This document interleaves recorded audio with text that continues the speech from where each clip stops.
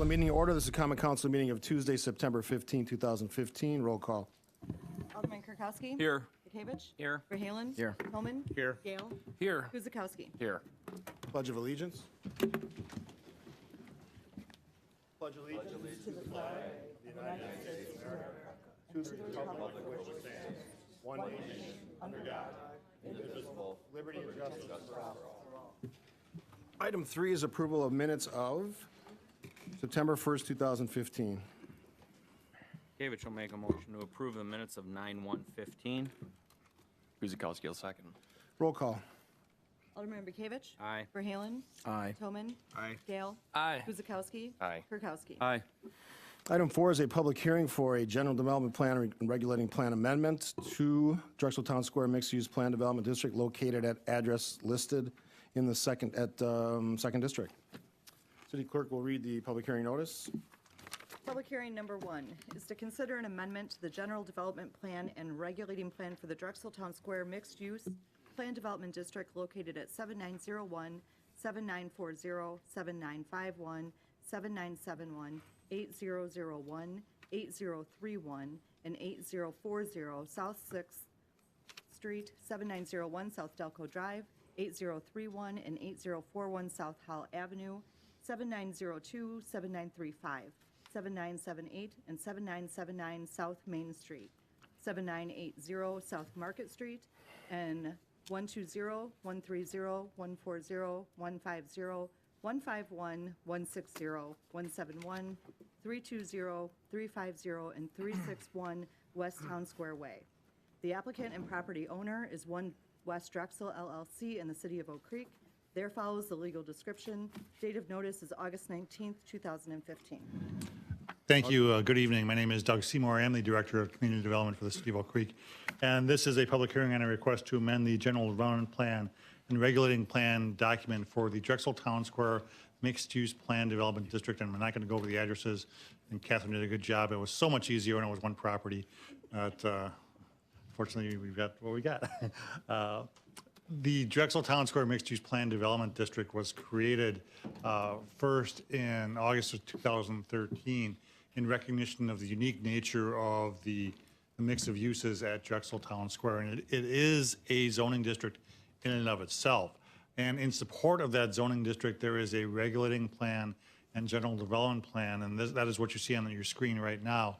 That was adopted, again, in August of 2013 and revised in March of 2014. This amendment takes into account a couple of different things. And I will go over them in general. And if you have any questions specifically, please let me know. We can dive into it a little bit deeper. But essentially when this plan, the zoning district was first created, there was still some question on the part of the development team, the city, the state DOT, regarding the access point on Howell Avenue. And thus you'll see in the regulating plan and document, there are multiple figures for each one of the figures, because essentially we showed the access point at two of the locations, not knowing which one the DOT would pick. Now, obviously, the DOT has recommended, and we have developed the access point at Susan Drive at Town Square Way, so that all of the figures in the regulating plan now will be revised and corrected to show the access point that actually is in place right now. Likewise, when this plan was developed, the city was going through some different design options and lot and block options as it relates to the design of the Civic Center. And just for example, I'm going to hopefully drill down here and show you, here's the first generation development plan in the plan right now. And you can see that we had the different alternative locations for the Howell Avenue access. Here's the Civic Center property, the city property, and you'll see that that's a little bit different than what's being developed there right now. After extensive study and looking at the lot and block scheme for the development, it was decided to reorient City Hall and Library and extend Market Street to the south. So there was another developable property to the east of that. Hence, the first generation development plan and all the figures throughout the document need to be revised to show the correct configuration for City Hall and library, excuse me, the Civic Center. There were also some clarifications and corrections with respect to some of the language and formatting errors with the document. One thing I will note as well, that the use table, the land use regulations established a maximum of 20,000 square feet for offices within the mixed-use subdistrict. And the mixed-use subdistrict now, let me pull that up, hopefully, for you. There we go. The mixed-use subdistrict kind of shows in the purple area. And you'll note that the area at the northwest part of the site is shown within the mixed-use district. As you all are aware, that the city has reached an agreement with HSA Properties to do a large medical office building at that site, along with a recreation center. And that, in order for that to occur, that restriction, that cap on the maximum square footage for office buildings in the mixed-use subdistrict needs to be changed so that this document would correct that. It would lift that cap. Another thing that this does, it revises the land use regulations, and I'll kind of show you, just to give you an idea of. There. This chart kind of shows what's permitted in each of the districts, what's a conditional use in each of the districts, what's not permitted in each of the districts. And this chart is being revised to allow for some additional retail within the mixed use and perimeter commercial subdistricts. And this really is reflective of the types of tenancies that we've seen for some of the lots in the commercial outlots, as well as the leasable areas in the Drexel Town Square.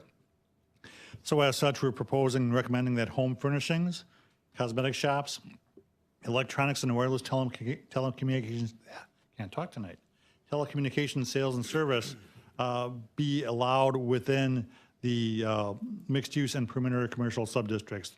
Those were not specifically listed in the use table, and the way the use table is set up right now, anything not specifically listed is not permitted. So we felt important to have those uses, which are common, totally acceptable within those districts, to be part of that use table. Going back to the first generation development plan again, sorry, stay there.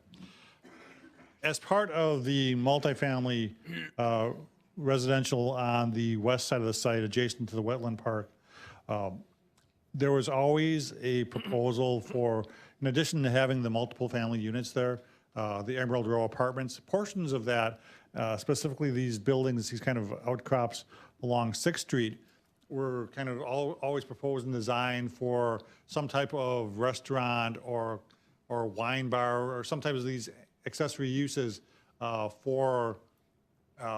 would complement the residential development there. As it stands right now, those types of uses are not allowed within the multifamily portions of the site.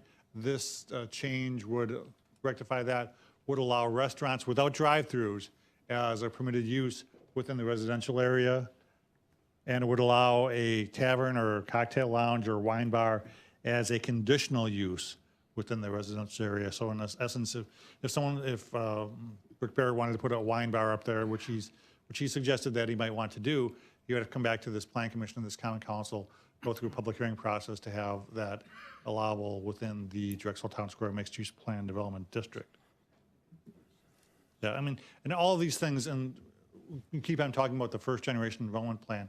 I mean, the mix of uses within this was really crafted with a lot of thought in mind, and with respect to not only how the buildings lay out, but how the uses work together to activate that square and create a very active environment and not necessarily segregate all those uses. So that's why you'll see that, I mean, there was a proposal to have some commercial, which kind of blurs the line between that residential and the true other commercial as part of the mixed use development.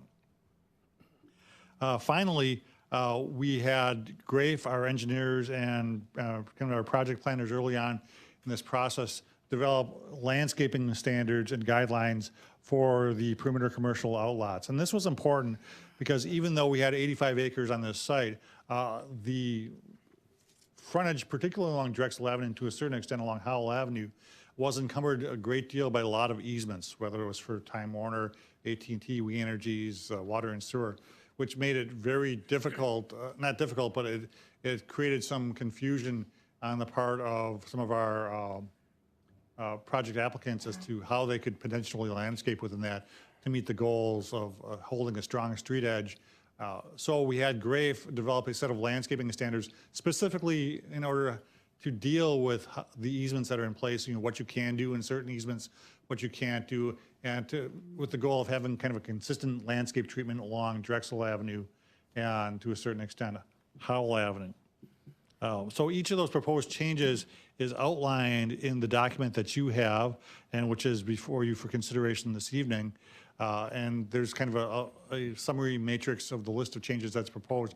I won't go into specific details unless you want me to. I'd be happy to do that.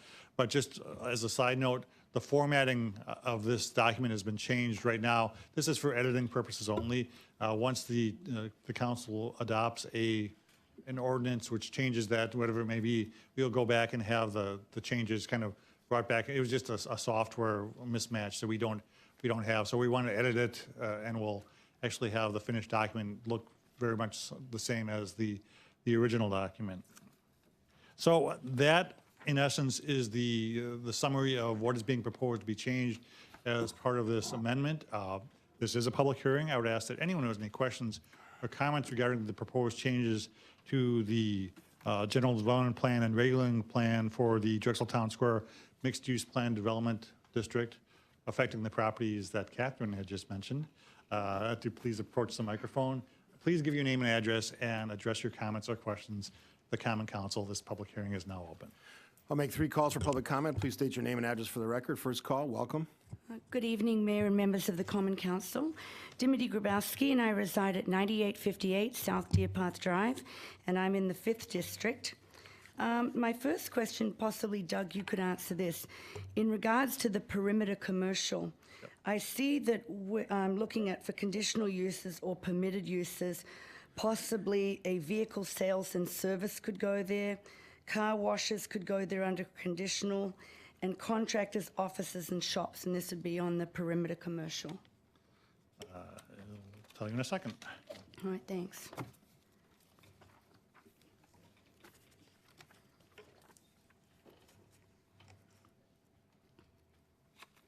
Where are you seeing the vehicle sales? Oh, I got my reading glasses on. Right here. One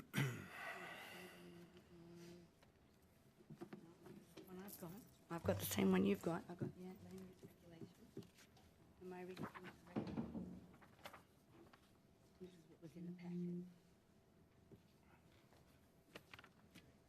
Certainly if vehicle sales and service is in there, which I do not believe it is, that would not be appropriate in Drexel Town Square. Okay, and I'm reading actually from a packet that I purchased at the city, and it would be on page 3. So just to reiterate for the record, vehicle sales and service under perimeter commercial, that's a conditional use. Car washes, a conditional, and then contractors. Yeah, I would even, shops. vehicle sales and service are not permitted anywhere in Drexel Town Square. Okay, we got it for Okay. the record. Okay, that one. And then am I also permitted to speak on part of the regulating plan? Okay. Sure. I'm referring to the One West Drexel.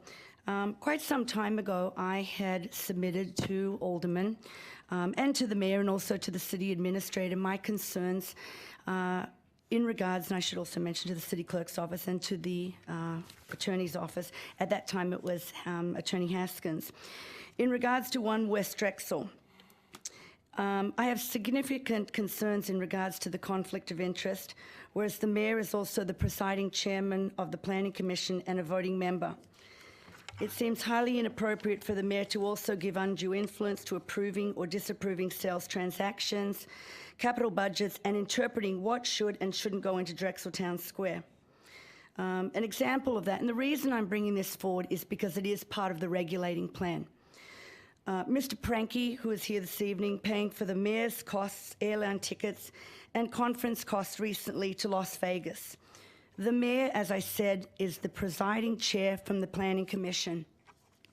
The mayor also, in my concern, there can be improprieties, there can be undue influence. And what I'm hoping, not necessarily for this evening, but I'm bringing this to the attention of all the council, I would like to see that the council draft up a proposal. If aldermen are not placed on that 1 West Drexel, possibly somebody from the community development department, that makes sense. Somebody possibly from the city clerks, but it is part of the regulating plan and it is part of the proposal, so I wanted that read into the record this evening. Thank you. Thanks for your comment. If, I just want to offer one clarification. Vehicle sales and service as it's drafted, as it was drafted in the original plan, which was not being proposed, be changed, not saying that it could not be. It does show as a potential conditional use in the mixed-use improvement or commercial districts. Would require coming back to the public hearing before the Plan Commission and Common Council. Again, I mean, if there's no intention on the part of staff nor the city at this point to allow vehicle sales and service in Drexel Town Square, if you felt more comfortable with eliminating that and making that just totally not permitted, I think that's something I would support. Okay. Jerry Franke, President, West Park LLC, 301 West Wisconsin Avenue, Milwaukee. I just need to respond to one thing. First of all, I've heard at several meetings that I've been accused of paying for things. I don't have any money in this project. This is a project that's jointly funded by West Park LLC and the city of Oak Creek through its TIF district. Regarding the mayor's trip to ICSC, which is the biggest retail convention where all these users meet, I was paid by the OWD account and comes out of the land, or as part of the land basis, it comes out of the sales proceeds. That trip was approved, or reviewed, I should say, by the city attorney at that time, as well as the Wisconsin Energy Corporation Corporate Counsel. So it was an entirely appropriate expense.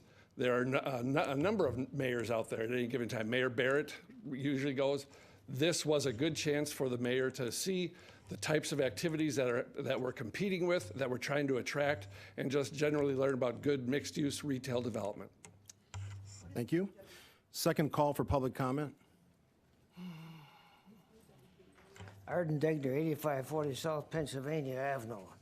I have a few concerns with this, these changes, and particularly the item 25 on page, page 25, Exhibit A, summary of changes to the development and regulating plan. Amended Table 1 to include taverns and cocktail lounges as conditional use to residential. Don't we have enough? Strikes me in the face every time I go down Drexel Avenue, the Water Street Brewery. I'm a teetotaler. I don't drink the stuff.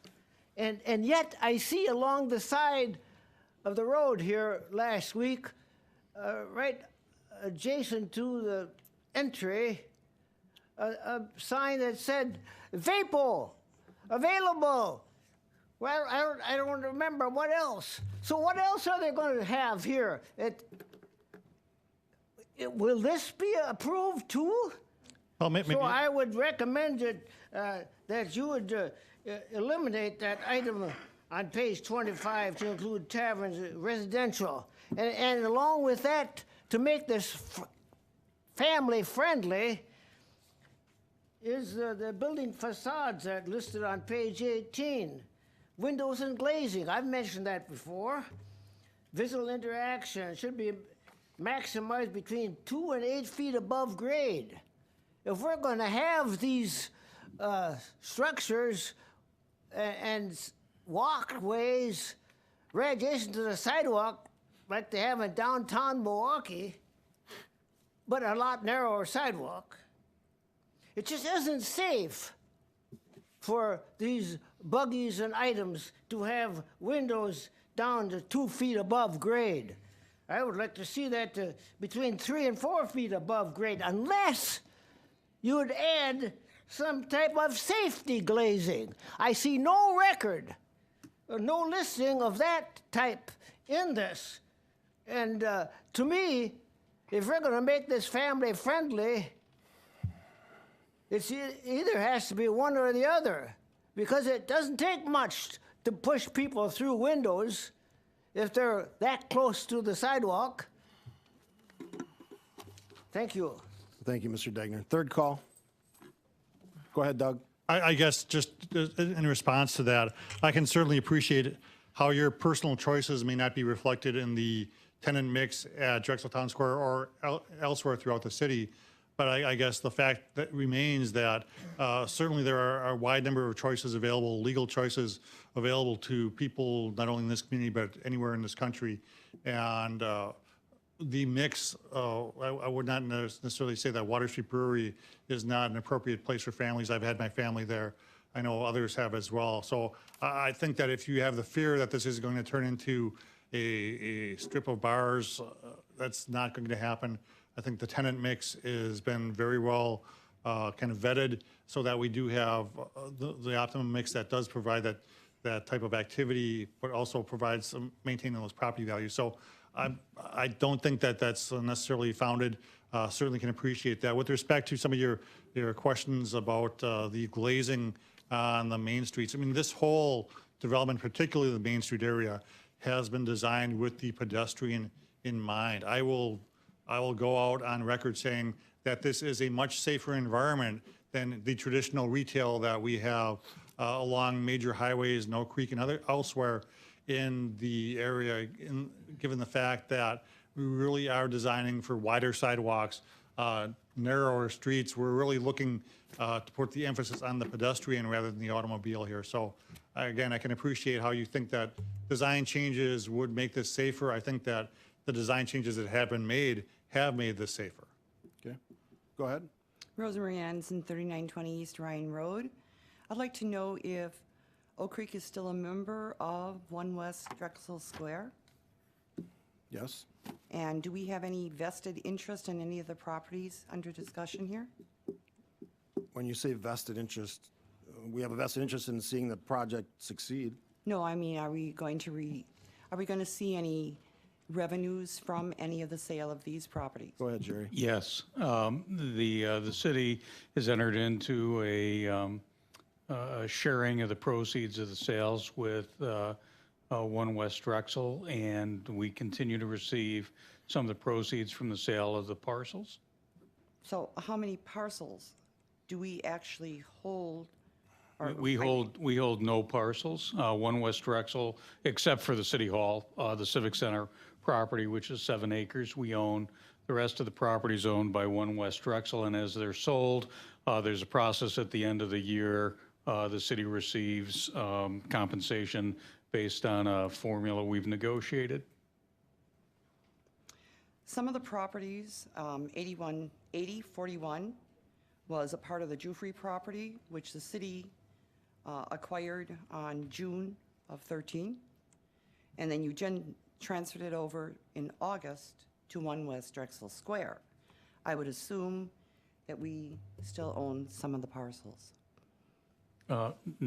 No, we do not. Well, I know technically we don't because it's owned by One West Drexel Square. No, it is not. It is owned by 2 property owners right now. Part of that property is owned actually by Woodman's, and part of that property is owned by Panda Express. So the frontage in front of caution at Panda this and point, Express is, Hold on 1 second. City Attorney? Ms. Anderson, just following up on Jerry's comment, I would just caution to make sure that we're sticking to the agenda item, not knowing what you were going to mention, but go ahead. all right, thank you. Thank you. Any additional comments before I close the public hearing?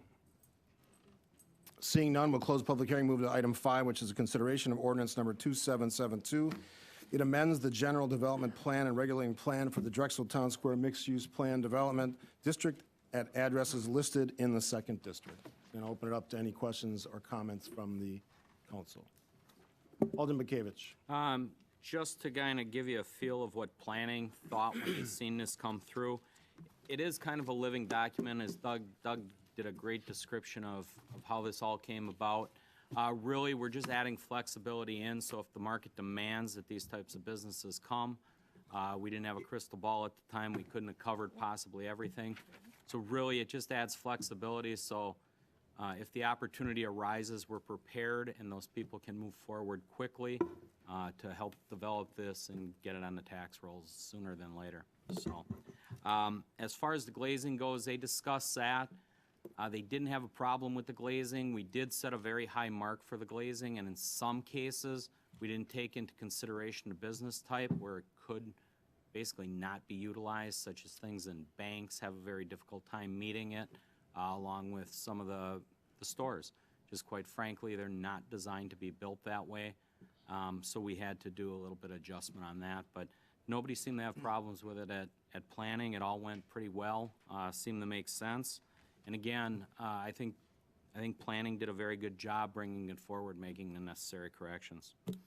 Okay. Alderman Kirkowski. Doug, with regards to the land use regulations, we talked about vehicle sales and service and the possibility of changing that from conditional to prohibited. This may not be the right night to do it because as I look at the list, I could probably come up with a few more that I'd like to see, not like car washes, a few other. Yeah.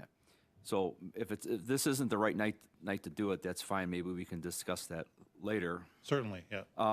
And we can go over all of the lists. So, but with regards to the revising the land use regulations to allow for additional retail, home furnishing, cosmetic shops, electronics, wireless communication, sales and service, et cetera, et cetera. Are we not? I know Alderman Bukewicz talked about flexibility, but are we not lowering the bar of the quality of stores that we're trying to find to rent out the places versus the level of quality we wanted when this place was created? I mean, I guess are we looking just to fill the space with another not Sprint at place all. and the flags and everything, or Not at all. I mean, I guess when you talk about the raising and lowering the bar, that's certainly a standard which is subject to your own personal interpretation. But there are any number of thousands of uses that are permitted in commercial districts throughout the country, and even in our own commercial districts, our B1, B2, B3, and B4. I would say that there's probably hundreds and hundreds of uses that are directed out there. These were taken a look at, and we tried to narrow in on those types of uses which we felt would be appropriate in Drexel Town Square. I can ask representatives of OWD to talk about how selective the leasing agents have been already to this point in terms of the number of users. I can tell you personally that there have been countless users which have inquired about the availability in Drexel Town Square, and I've said, no, I'm sorry, that use is not permitted. Let's take a look at some other sites. So I guess I wouldn't suggest that we're lowering the bar. I think we're looking forward to the types of inquiries that we have received, and we have taken a really close look at those. And of those, what would be appropriate at Drexel Town Square. So we're not opening up the floodgates by any means. We're still being very selective in terms of the types of tenancies. But again, remember that if it's not listed in this list, it's not permitted. So, I mean, from time to time, you may see us come back with amendments to this to reflect additional opportunities that are out there. And certainly at that point in time, if you felt those types of uses were inappropriate, you would have the ability to modify those as part of whatever ordinance you passed. okay? Thank you. Go ahead. Jerry Frankie, as read into the record earlier. Alderman Kirkowski, couple things. First of all, we agree with the changes you brought up. I don't know how those got in there. This document was done by Grafe. I think in some cases it was copied out of an old zoning ordinance. So we look forward to reviewing the uses that you find objectionable. I would guess that based on what I've heard about it, we're on the same page. Might want to add There's funeral not going to home be to a car that too. I mean, dealership there. There's not going to be a car wash there. Or a funeral home. Yeah, it's on there. It's on there. It's I understand okay. it. Okay. But in terms of the mix of the uses, this is not a shopping center. This is a town center that is comprised of traffic-generating uses. That's why the Meijer store is so important. HSA with the 250 jobs, the HSA Freighter, sorry, the 250 jobs. Can we please keep the, Mr. Degner? Please keep this side discussion, No, it's back further. or whoever's talking back there. Thank you. Believe it or not, one of the top 4 things that boomers, I'm assuming you're a boomer, I don't know, you're close enough to it, spend money on is pets. And PetSmart is one of the elite pet stores in the country. It's going to bring traffic in. The hotel's going to bring in traffic. What we want is people coming there all the time. This is the way that the retail sector of our economy is evolving, and we're very happy so far with the mix. We also need a mix of national credits and then some of the local credits that Blair Williams is bringing in on his Wired thing. I'm really pleased with the quality of tenants we've been able to attract to this. We are competing against the Brookfield Squares, the Mayfairs, the Corners. Blue Mountain Road is where all the big guys want to go, and lots of times there's one of those in a market. So we're very pleased with the quality of tenancy that we're attracting there. All right, thank you. Thank you. Alderman Verhaelen. Just one thing that kind of stuck out for me was, Doug, when you were mentioning the mixed use and the residential, got a couple questions as far as that would go, because as was mentioned before, this is kind of a liquid thing, and the apartments, I would imagine, are going to be done in phases. They're not going to be all built at one time. Right.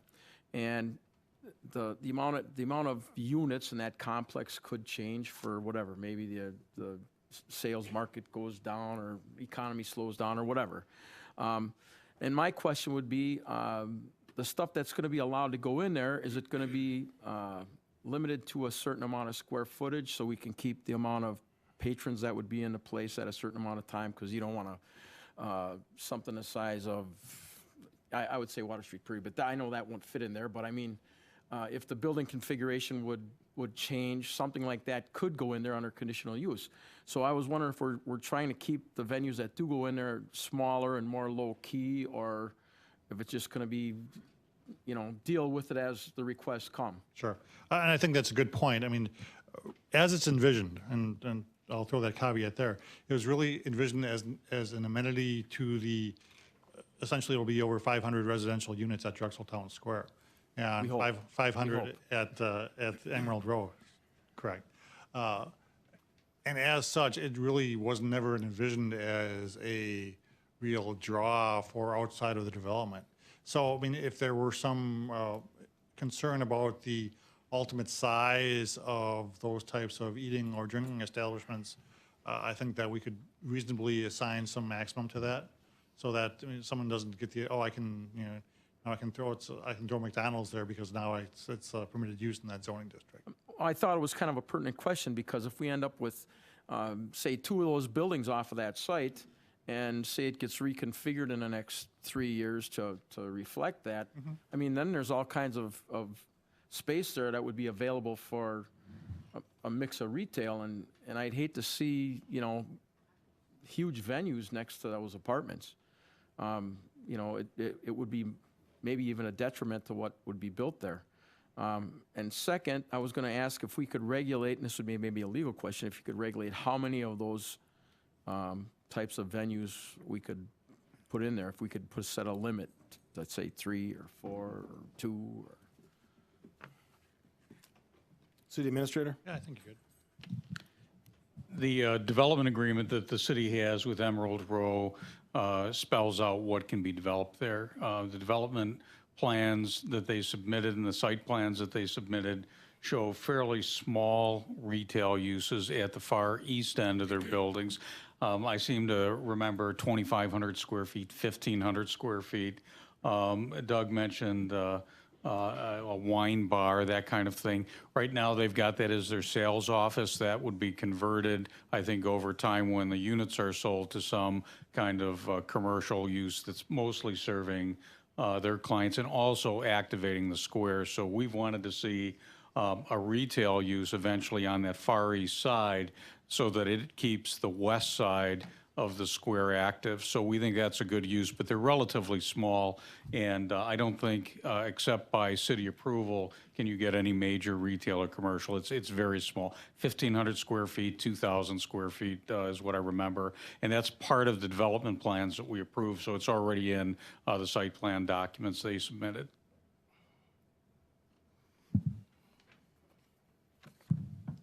Anything else? Nope. Alderman Gale?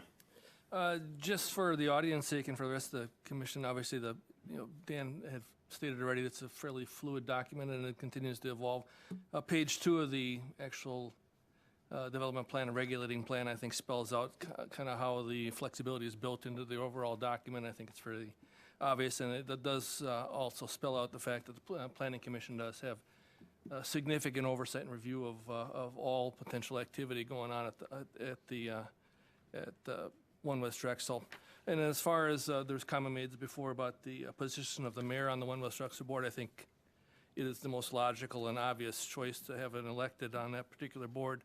The mayor serves as the point person for most of our economic development in terms of some of the vetting and initial meetings on those particular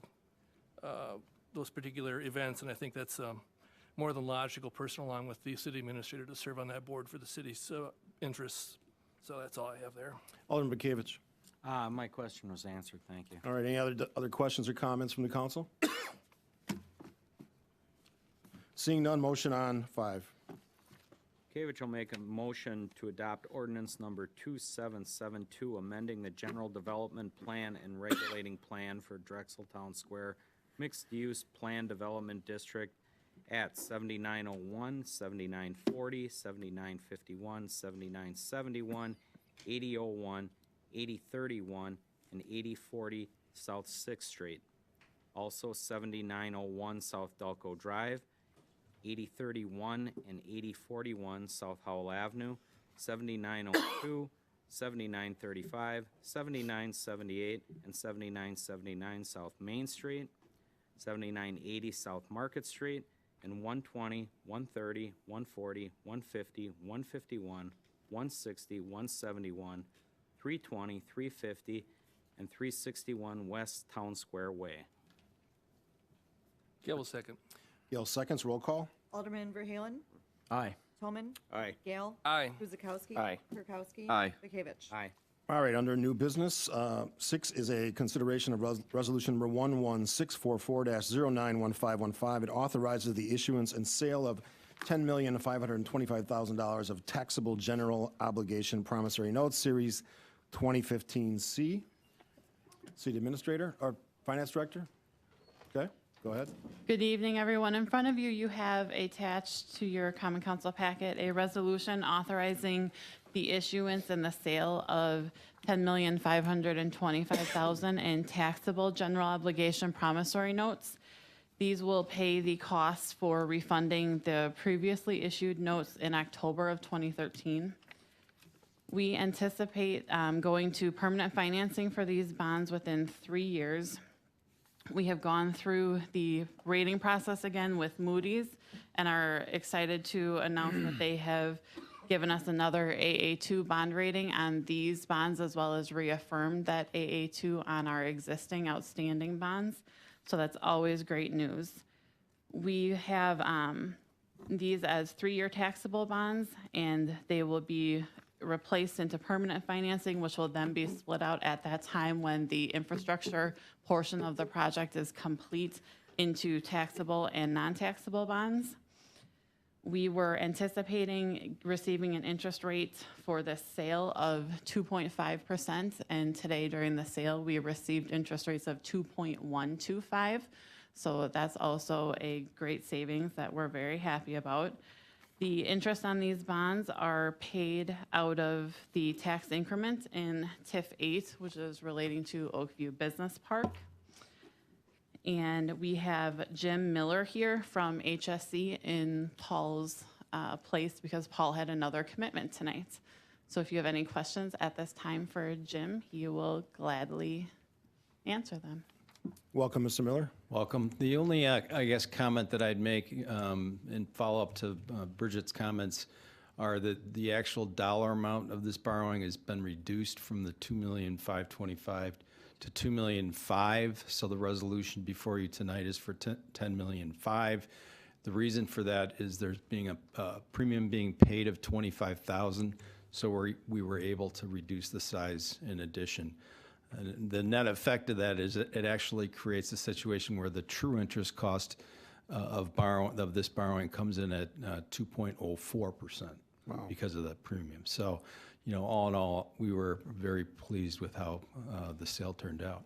All For right. the record, I was trying not to complicate. Well, anytime you're going in that direction, you can complicate it all you want. Any comments from the council or questions? Seeing none, motion on 6. Gail will move to approve Resolution 11644-091515, authorizing the issuance and sale of 10 million, is it 500,000 even? 500. Yep. Taxable general obligation promissory note series 2015C. Gavich will second. Roll call. Alderman Toman. Aye. Gale. Aye. Guzekowski. Aye. Kirkowski. Aye. Bekavich. Aye. Verhaelen. Aye. Thank you, Mr. Miller. Thank you very much. Moving on to 7, it's a motion, consideration of a motion to approve the agreement between the City of Oak Creek and the Labor Association of Wisconsin, Inc. City Administrator? The Personnel Committee met with the representatives of law, which is, it's not the police, it's the Labor Association of Wisconsin. They represent the employees who had previously been represented by AFSCME for very many years. As the council knows, under the state statutes right now, the only items that can be negotiated are base wages. We did reach an agreement with the Law Association at that point, and last Tuesday, their group brought it to a vote of their membership and ratified the agreement. The agreement that they ratified calls for a 1.25% base pay adjustment that would become effective September 1st, 2015, and would go through August 31st, 2016. That's the negotiation part of the law agreement. For additional information for the council, the committee also agreed to a supplemental pay, which is not subject to negotiation, of an additional 0.5% as a lump sum pay at the time the contract is signed, as well as an adjustment to one of the employees in the group that the Personnel Committee had previously considered was an employee we wanted to keep, and we wanted to increase the range pay for David Mayer by $3,132.88. So the overall cost of the increases is $42,737. I believe there's 47 employees affected by this. The Personnel Committee felt this was a good agreement. I think the employees felt good about this as well. Where are the dollars coming from? No increase in taxes. We're expecting construction costs to bring in about $230,000 in new taxes, keeping the current rate that we have. And the city also has, I think was mentioned earlier, we get proceeds from some of the sales of the development projects that we get. That's where the lump sum base building payments come from. We have dollars from that and wanted to share some of the success that we've had in those projects with the employees. So that's the recommendation from the committee. Okay. Questions, comments from the council? Alderman Bekavich. I am part of personnel. I did sit in on negotiations. For the most part, it went pretty well. I think these guys were long overdue to be compensated in some way, shape, or form. The one other thing that we didn't mention here is we also we're gonna implement a merit-based, call it a reward, one time. Is that a bonus or is that a wage increase? Those are one-time wage increases as opposed to base building. So there's additional performance pay for these employees. And we as a city had promised this out in the last contract and did not fulfill that with these guys. So I fully expect that we will get this done this year for these guys. If not, I'll be very ashamed to be part of personnel because we didn't hold up our end of the bargain last time. We said we were going to do that, and we did not get that done for these guys. Some of it's economic, some of it's pinching people around here, but either way, they did bargain in good faith. They were expecting that. We didn't come through. So I'm hoping this year that we correct that for these guys going forward. Any other questions or comments? Just one thing, Mayor. Go ahead. When we sat down and negotiated with law, it was a very amiable negotiations. Both sides were respectful of each other. It went quickly, as Alderman Bekavich said. One thing I don't think you mentioned, Jerry, was that when you negotiate a base wage, subject to state law now, you're locked into the CPI rate. That's the maximum amount. Right, and that's approximately 1.5 to 1.6 right in there right now. So we did not have a lot of flexibility. 1.25 on a raise does not sound like a lot of money, but we are governed by state law as to what we can give out. So that's how that came about. Thank you. I would just say we've asked a lot of our employees in the last few years. Many of them had no wage increases while we froze wages for several years. Certainly well-deserved. We've asked them to do a lot as we transition to the new building. I think this is certainly a fair increase, and I would echo what both aldermen said. The employees that it affects seem to be pretty happy with the discussion. So, any other comments? Alderman Gale? Yeah, just, Mayor, just to reiterate, Jerry, I think, spelled it out, that the key to this kind of agreement, especially with the CPI, is, it limits what you can negotiate.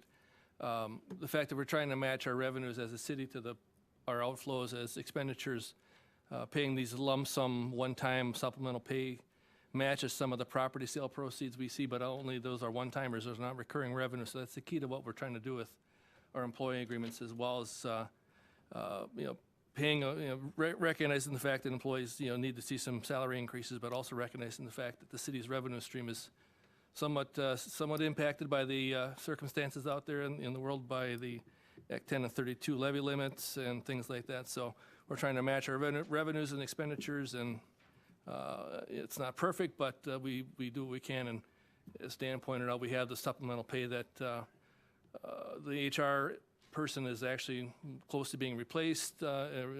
Mary's resignation is going to be filled shortly, we hope, and hopefully that program will be up and running fairly quickly thereafter. So, Okay.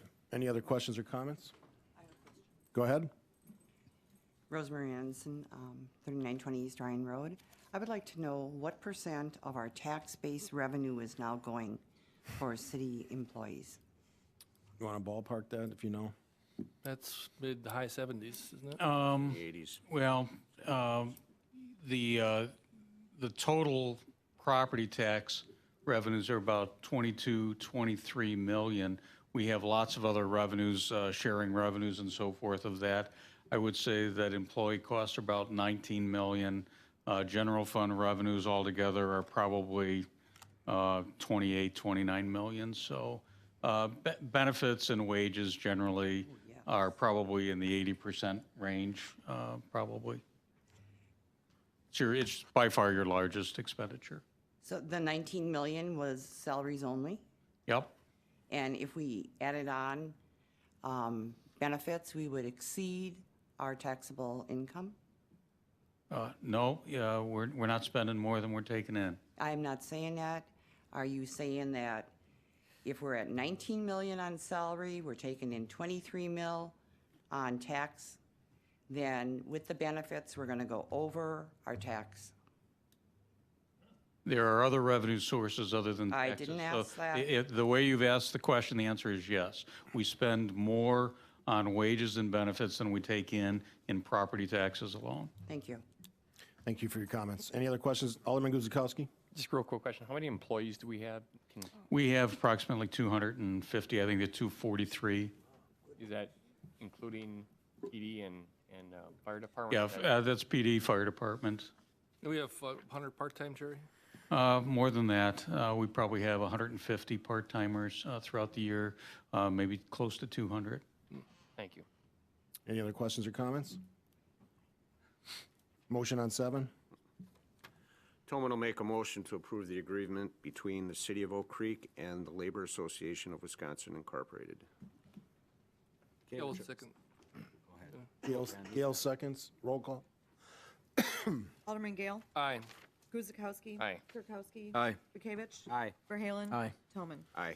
All right, item 8 is a consideration of ordinance number 2773. It amends ordinance number 2743 to adjust the wages for employees represented by the Labor Association of Wisconsin. City Administrator? That's all we need to know. When the action we just took requires us to increase the bottom pay and the top pay of the ordinance, and you'll note that I think there was an adjustment that you should have received. We had omitted one employee group, and I believe you've got that at your seats today. Okay, questions? Alderman Bekavich? Just a clarification, and that's effective retro September 1? That's correct. Okay, anything else? Motion? Tobin will make a motion to approve ordinance number 2773, amending ordinance number 2743, adjusting the wages for employees represented by the Labor Association of Wisconsin. Guzekowski will second. Roll call? Alderman Guzekowski. Aye. Kirkowski. Aye. Bekavich. Aye. Verhaelen. Aye. Tolman. Aye. Gale. Aye. Item 9 is a consideration of a motion to concur with the Personnel Committee's recommendation and authorization of for the Information Technology Department to retain the professional services of Ruckert and Milky, Inc. in an amount up to $25,250 for the creation and hosting of a GIS web mapping application. The city's been looking at for about a year and a half ways that we can bring additional resources to serve some of our communication needs. One of the ways we felt we could do that is by using the services of the county for GIS, which is actually a duplication, or we're duplicating some of the county services right now. So that's a little bit of the background for this. The specific issue you have in hand for you tonight is, I think, an exciting project. Approval of this professional service agreement would allow us to change our software such that we would be able to have GIS available to the public for the first time ever.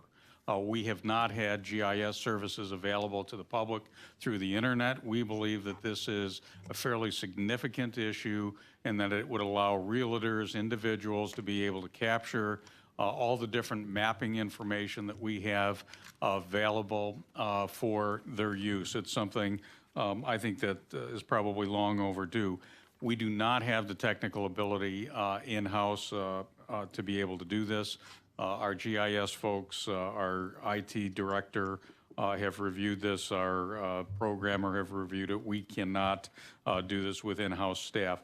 Rupert Milky is the vendor of choice in the Milwaukee area. Most of the communities in this area use them to support their GIS operations, and this would allow for that. In the review and recommendation, the Personnel Committee also noted that many communities charge fees for GIS services to pay for the hosting and ongoing maintenance costs, and they asked the staff to take a look at those and recommend those as part of the 2016 budget. So you'll see that as part of our fee schedule recommendations for 2016. So we think this is a pretty significant achievement and improvement on city GIS services, and will allow the community to view those resources. One thing I would note, we won't provide full access to all of our GIS mapping. Some of that mapping is done internally. There is some information that you don't want in the generally available. There's security issues on some of our utilities in terms of protecting some of those assets. That's part of national efforts that are out there. So what we have available for staff is somewhat different than what would be available for the public, but we're pretty excited about this potential. And I would echo the city administrator's comments. Talking to developers and real estate people, it's the one thing that they always complain about, that we didn't have that ability to do that. So I think it's key. Go ahead. Timothy Grabowski, and I've already stated my address for the record. Currently, we have two individuals, one in the city operations and one in the utility operations that does GIS. Is that correct? Yes. Okay, one would be Leslie Flynn for the city and Sally Galuski, I believe, for the Oak Creek Water and Sewer. Yes. Is that correct? Okay. My understanding as I read this is that currently, if Leslie Flynn is the person that has been doing this job for several years, my understanding is that she has not reported to her director or her supervisor, Caesar Geiger, for 2 years. That's not true. All right. Caesar's here. You can answer the question. Okay, well, maybe Caesar could answer that. Hold on one second. I don't think this is It's not germane to what we're talking about here. Okay. Well, I do believe, though, that it is related, and I'll tell you why. This evening, the council is looking to vote on professional services for Roykit and Milky.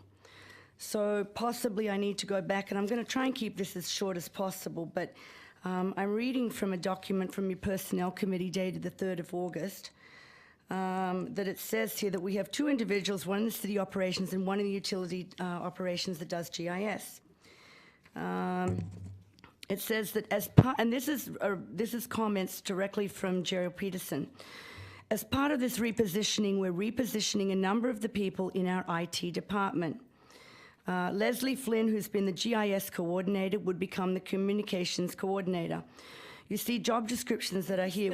I'm going to interrupt you again. You have to keep your comments germane to this professional. Well, it service. is. Not about staffing, not about specific employee. All right, well, then I'm going to go down to the next. Talk because about they the both specific correlate- contract. Well, I am. I'm getting to that because they both correlate with Well, one you with need to the get other. there really quickly. All right. Well, it states here, it says that, I guess my question, I'll sum it up and say to Mr. Peterson is, did this in fact go out to bids and were there written proposals? And I'm talking about Roykit Milky. Because I have a document here in front of me and I can refresh your memory where it says, Alderman Bakewitz asked, how long is the contract? Peterson, well, I don't know, it's just for a year. We haven't gotten into multiple years for that. There's no doubt that there's a cost to it. Gil, I don't mind. I just want to make sure we actually Mr. did that. Borowski, I'm just going to stop as it relates to reading things into the record, just in terms of it. I know that you gave some background. You want to make sure that your question's answered. Right. So I would Okay, so suggest I'll go that- back and just ask, is this, okay, right, okay. Is this contract, has this been put out to bid? And if not, why? City Mr. Administrator. Peterson. Professional services aren't required to be bid. We did receive quotes. Caesar can talk more in detail about that for the services. And that's typically how we secure professional services, whether it's engineering services, technical services. We go through proposals for that. Do you have any additional comments, Caesar? The only comment I have is we did go out to several engineering firms and ask for information and pricing information on services that would be covered by this. We also, several years ago, did go out and for our tree planting program did do a GIS program from an outside firm as well. And so we do have information as far as pricing from different firms go. And R&M, being in the area and dealing with other cities, we have personal experience with them. We also know other cities that we've contacted, and their pricing was in line. Actually, it was better than the quotes we got for the tree planting GIS program. They're also extremely well respected in that area. Yes, they are. Okay, and then finally, my question, because it seems to be very limited. When are the personnel changes going to be coming to council? That's not germane to this agenda. Well, if the GIS web mapping application is being outsourced, my understanding is that Leslie Flynn, for the past 2 years, Not germane has to not this been agenda doing that item. job, and therefore, that's I'm why going those to maps... ask you to stop. It's not germane to this agenda item. Well, the maps need to be updated, and that was the responsibility of Leslie Flynn, which has Thank not you. been done. Thank you. Rosemary. Rosemary Henson. Caesars, why would I use this GIS if it was made available to the public? I can talk about that a little bit. The public may want to see where the water mains are, the sewer mains are relative to their home. They may want to look at aerial photographs of their property and their neighborhood. They may want to use GIS to begin to do comparables if they're doing assessments and valuations of their properties. There are countless reasons why somebody would want to use the GIS system to help them get a handle on any number of questions that are out there. A lot of the development possibilities that we have out there, an initial question that we have, where are water and sewer available? Are they available to the site? Those are typically questions that come to staff. The GIS system has those right there. People can start to look at property. They can start to explore whether it's their property or adjacent. Sees tremendous applications for GIS. I'm sure we have zoning that's on there.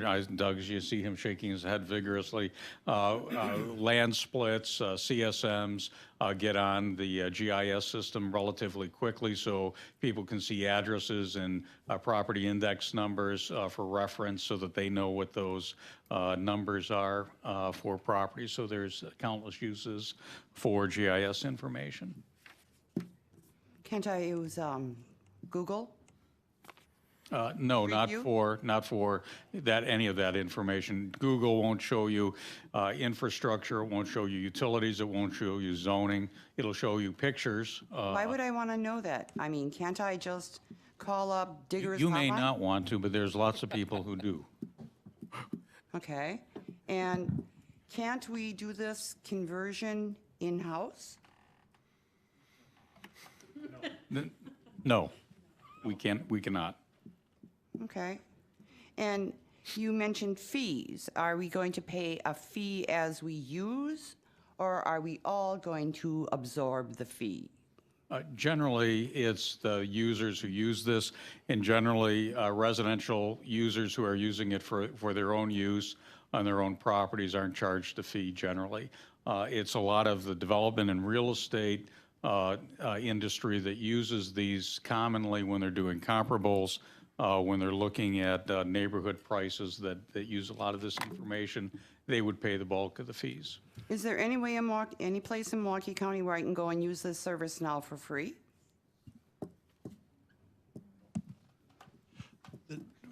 There is a partial service available through Milwaukee County through the McCandless, Milwaukee County Automated Mapping and Land Information System, which has elements of a GIS system which does have attribute data. It does not, however, have the local ties to zoning, for instance, or to the infrastructure. So while you're correct that there are sites there, I mean, if you want to take a look at an aerial photograph, you can go to Google Earth. Yes. But that's not what this is about. This is about people looking for information to do their jobs, whether it's appraisers, whether it's bankers, whether it's real estate agents, whether it's your typical homeowners looking to see, you know, if there's a plat of survey on the property, or you know, if I can get some information as far as, you know, what the land splits are and what potential I can do with my property. That if you can find a way to do that with Google, that's great. I don't think you can. This is something which is totally appropriate and customary at the local level. And in fact, I think Jerry was very understated when he said that this is something that, quite honestly, that the city should have had 10 years ago. And Well, I see it more as a developer benefit. I don't see myself ever using it. Sorry. Okay, thanks for your comments. You're welcome. You have a To answer your question, though, at our inspection window, if you go up there, we have a computer up there, and we have residents all the time coming up there and saying, I want to put a fence on my property, or I want to build a 10 by 12 shed, and I got to put it on my property. And we'll bring up the GIS, they will plot out that little section of their property, and they will hand draw on, or they will draw on there where the fence can go, and then they'll apply for the permit, or where their outstructure building can go. And they can also look on there and see where the utilities are, easements. You know, on my property, there was an easement along the west side of the property, so I couldn't build my little atrium there because there was an easement there. So those are the kinds of things that the public's going to use, the local public. The users that get charged for the service, a lot of times, if you check with our assessor, what they will have is they get calls all the time from appraisers asking information about a house, what kind of electrical amperage it has, what size the rooms are, how many bathrooms it is, that kind of information. That's all in our database, our universe database. And that's the kind of information we're hoping that we can sell as a service down the road, and we will not be getting all these calls at the assessor's office where they have to field these questions on the phone, because these people, the realtors and the appraisers, will pay for that information.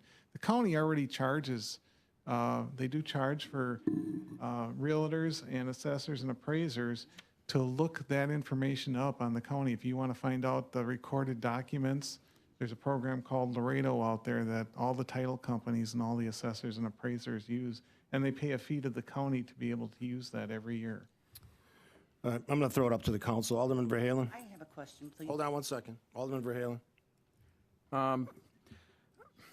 I guess it goes back to, the city was doing our own GIS work, and why do we have to farm this out? I mean, what's the reason we can't keep it in-house? The reason we can't keep it, GIS is two items. It's you have a server for internal use, and then you have an external server for the public to use. And we have the internal server and the internal database, and we can use that internally, but for the public to reach that, we cannot allow the public to come in and hack and corrupt our system. So what needs to happen is you have an additional server that's in our DMZ, demilitarized zone, that's what we call it, but it would be in the DMZ that the public could access, and they would be able to access static information at that point, which would be modified and updated every day. So the problem that we have is we have the internal server, the expertise and software required, because you need additional software for the public-facing side of the servers and the software. It was cheaper to get it and have it R&M set it up than it is for us to develop it, purchase the server, purchase the additional software, and then maintain it and maintain the bandwidth necessary for the public to be able to get speedy downloads of the information. So none of this stuff was included in the appropriations at our last council meeting for all of the servers and hardware and screens? That is correct. So we left. What we did is we included in the budget last year in 2015, we included money for this project. It was put under consulting in the IT budget. It was not put in specifically as we're going to buy a server and we're going to buy this amount of Esri software. We put it in as consulting money. I guess the question goes a little bit further. Was it determined that it wouldn't be a good investment, that it wasn't included in the last appropriations last week? We spent $1 million on software and servers and everything else last week. So this wasn't determined that it would fit in or was too expensive ongoing or too expensive initial or right. This or is what? a totally different item, and with the licensing from Esri software, for example, the server cost isn't that large. The bandwidth that we would need to provide is an additional expense that we'd have to pay for every month if we had it in-house, so to speak, in our DMZ. But the Esri software is the problem. Licensing for Esri software for the public-facing side is very expensive. That's where the water utility has an edge. Esri gives them a slightly discounted program that we cannot take advantage of. But the ongoing annual expenses are where the expense is. And right now we're paying an amount to R&M to develop this for us, to initially set up our database and to create the site for us. The annual expenses each year are much less than this. We're anticipating, I believe it's about $7,500, $8,000. Yeah, it says 8,500, I think. Oh, 8,500. Yeah. Okay. Let me add a little bit something to this. This is about a year and a half's worth of effort looking at the GIS system. This is very much a planned expenditure. It's included in the budget this way as professional services. There's, I think, $25,000 or $27,000 in the IT budget for professional services. This was not missed as part of last week's discussions at all. This was planned as an expense through professional services. So we think this is the best, most effective way to be able to get this service to the public. I think the question really is, is that a service you want to provide to the public? We would recommend very much that it is. It's one request we get all the time. We are, and Doug pointed out more than 10 years ago, we are behind very significantly in terms of where we should be in having this information available. This should have been available to the public a long time ago. I've got another question as well. I guess this goes to the other side of the background comments on the report we have here. If we're moving staff around from doing GIS work to something else, and this goes as a general question, wouldn't it be appropriate to, I guess, nail down what the person's going to be doing ongoing? I mean, what the job description is going to be, what the daily tasks are going to be, or is this person going to be kind of put into the pool with the rest of the administrative support people, or how is this going to work? We have worked all that out, but that's not what's in front of you tonight. I know that, but I said, wouldn't it be appropriate to bring that up so the council knows? We had where the this- discussion where with this- the Personnel Committee. I don't know that for a fact, that it was specifically told to this personnel committee exactly what, and we're going off topic, I know that, Yeah. but exactly what tasks and what the new job description and what this person's going to be doing in City Hall, or Can I just, Alderman Verhaelen? if it's scheduled to come before the council, so we know exactly what we're going to be paying for, and this person that's going to have this new position, and what the salary is Alderman going to be, and Verhaelen. everything else. Go ahead. My concern is in terms of open meetings violations for what's on the agenda. I am not here to squelch any comments or anything of that nature, but in defense of I the was just city. asking a question. I understand, but in terms of it, I would caution strongly in terms of, not just you, but in terms of discussions here tonight. I think that there are questions, I would say, as to this limited item, we should stick to what is on the agenda, and as to any other agenda item. I think that to Alderman Verhaelen's point, there are some other questions, but I would suggest, from the perspective of what's on the agenda at this time, that perhaps then those questions can be answered either by the city administrator or other staff. But I understand, without putting words in your mouth, you have questions as it relates to this item. So within the confines of that. Well, I guess it's because it's mentioned in the item, in the background report, that staff is going to be moved around. And I would like to know what we're going to be paying and what the staff is going to be doing, or what the person on staff is going to be doing. Are they going to be doing exactly the same work, or are we paying them to do something else? And what are the parameters of that new position, and what are we paying them? That's what I want to know. And I don't know the answer, but I would. Well, I'd say- like to know the answer, and I'd like to find out who's got it. And I guess I would defer to the city administrator, assuming that at some point in time in the future, that item would be coming back before council for discussion.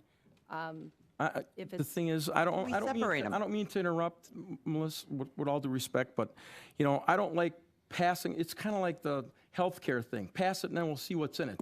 Yeah. That don't fly with me. I want to know what we're working on here in its entirety before we move ahead on this stuff.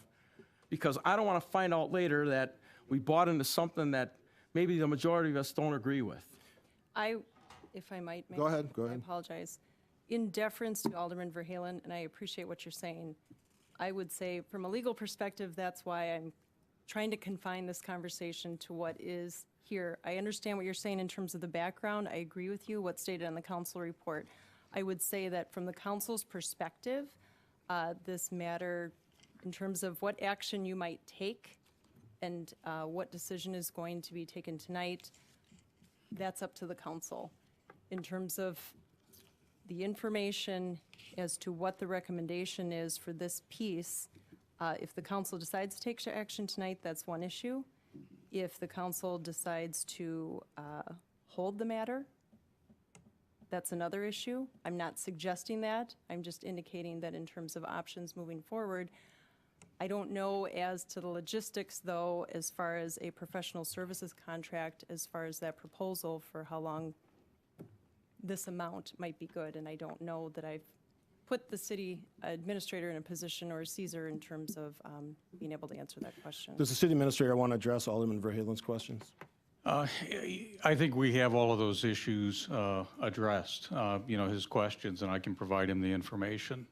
It was part of the budget discussions as part of 2015. I think it's pretty well established what we're going to be doing, and I'd be happy to talk with him about that, and provide job descriptions and the rest. All right, Alderman Gale. We'll get to you. Go to Ms. Rosemary first. Go ahead. Rosemary? The minutes for this are not available.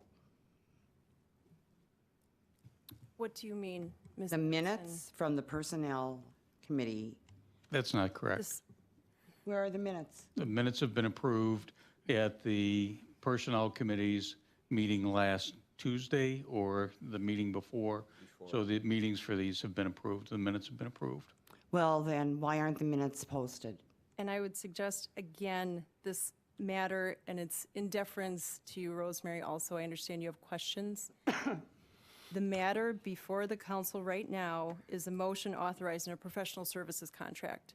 So in moving forward on this, we're limited to discussion on that. I appreciate that there are other questions, but I would suggest to the council moving forward that depending on what action you decide to take. I think have that that's at rather your limiting, disposal. and I disagree with your position. Okay, Mr. that's Charles. fine, but we have to, we got to do a much better job of focusing. We have to do a much better job. Residents informing and the council have to residents do a so that much we better know what job is of going on. focusing on what's on the agenda, because the state says we have to. The state says you have to. Is there a question or a comment you want to make? I- It's related to this specific item on the agenda. Correct. What is We are going to pay out $25,250. That is correct. We need to know how much we're saving on personnel, how much we're going to pay on an annual fee. And without that, how can we make a decent decision?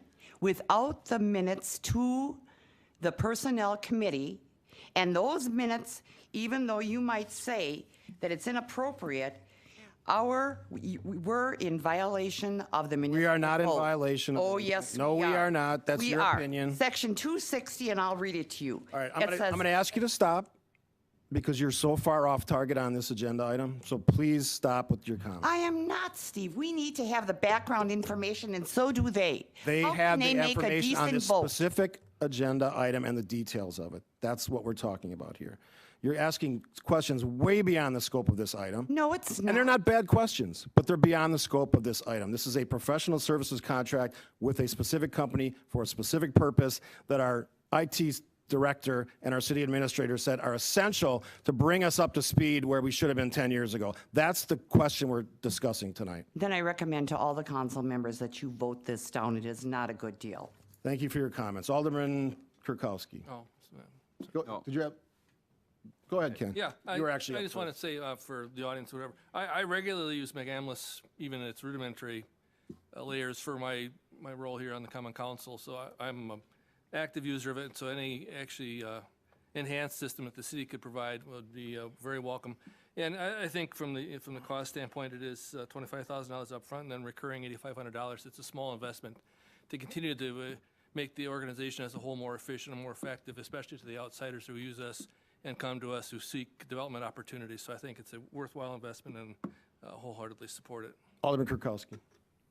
Well, this may be overkill, but 2 months ago, I had a constituent ask me about easement issues and could not get that information, so referred her to the city planner. I went to this county website, didn't get what he needed, came back to the planner. We came down here and got what we needed. Had we had this GIS system, it would have been 10 minutes of work versus, car drives down, driving the car down to City Hall. So this may all fall on deaf ears for some people out there, but there are citizens that want it. Alderman Bekavich. I gotta admit, I've never used it or had a resident hit me up for it. And I guess I probably never asked this question anyways when it should have been answered, but the water utility maintains their own GIS system, and they'll continue to do so even if we go ahead with this, because we've always been completely separate, correct? Or is the water utility in on this 25 and 8,500 yearly deal? No, the water utility has their own licensed GIS software, Esri software, just as we do. Each entity has to have their own licensed software. We are not allowed to share that. They have their GIS person who puts the utility information on, which they then share that data with us. We put on the zoning information, the easements, the parcel information, things like that, which we share with them. The impetus for the city is we want to provide that information to the public, which is more so, the public's not that interested in what size water main is out in front of their house, but they are interested in the fact that they have a water main there or that there might be a lateral going to their house to service their property. They're also interested in zoning, floodplains, et cetera, things like that. That's the kind of information the city provides, and so we are proposing to put that information out on the internet for our citizenry to use. The one other comment I'd have is the software cost per year and the additional bandwidth will cost more than the $8,500 that we're going to pay R&M. So initially, yes, we are paying $25,000 to have them put our information out there. But on a recurring basis, even if we were to keep it in-house, it's going to cost us more than $8,500 each year to do this. This is not a situation where we're trying to spend extra money on this. This is the most cost-effective way. And if you check the other cities in the area, almost every city in the area is using Rupert and Milky for their GIS information. Okay. And that's because they're the professionals at it. They've got a system set up, a template and a base set up that applies and works for all the communities out there. Okay, but it won't affect, I mean, that whoever's doing it at the utility, they'll just continue doing what they're doing. They'll never notice anything different, correct? That's correct. They Maybe will they'll continue download to it do to exactly the way that they're doing it. They provide us the database information. We then will provide that information to R&M, which will go out to their server, and it'll be out available to the public in a modified form. I mean, we're not, as Mr. Peterson said, the city administrator, some of the information, we will show that there's sewer and water in the streets, but we're not going to give them information, the public information about that sewer and water for security reasons at this point. Okay. Would there be any cost savings to share that licensing with the water utility and help them out or help us out? We're not, the Esri company, software company, will not allow us to share licensing between two different government entities. Okay, but And once they're we considered purchase the separate. licensing, is there any savings for the utility to come on our? No. license? No. No. Oh, okay. All right. Alderman Verhaelen? I guess, going back to the initial item here, I guess I got to set the record straight. I asked the questions of why we couldn't do it on our own GIS. I thought those were you know, questions that had merit, and I got my questions answered. And I'm willing to move forward on that portion of this item, but back to the other comments that were made previously. I'd like to see the staff issue go back to personnel for review, because it does state in our code book that even if the administrator does things like this, if it's you know, significant changes to staffing and duties, it should be with you know, council approval. So I'd like to see the staffing portion of this go back to personnel for review. Thank you. Comments are noted. Any other questions? Motion on 9. Tobin will make a motion to concur with the Personnel Committee's recommendation that the Common Council consider a motion authorizing the Information Technology Department to retain the professional services of Rupert and Milky Incorporated in an amount up to $25,250 for the creation and hosting of a GIS web mapping application. Gail will second. Roll call? Alderman Kirkowski. Aye. Bekavich.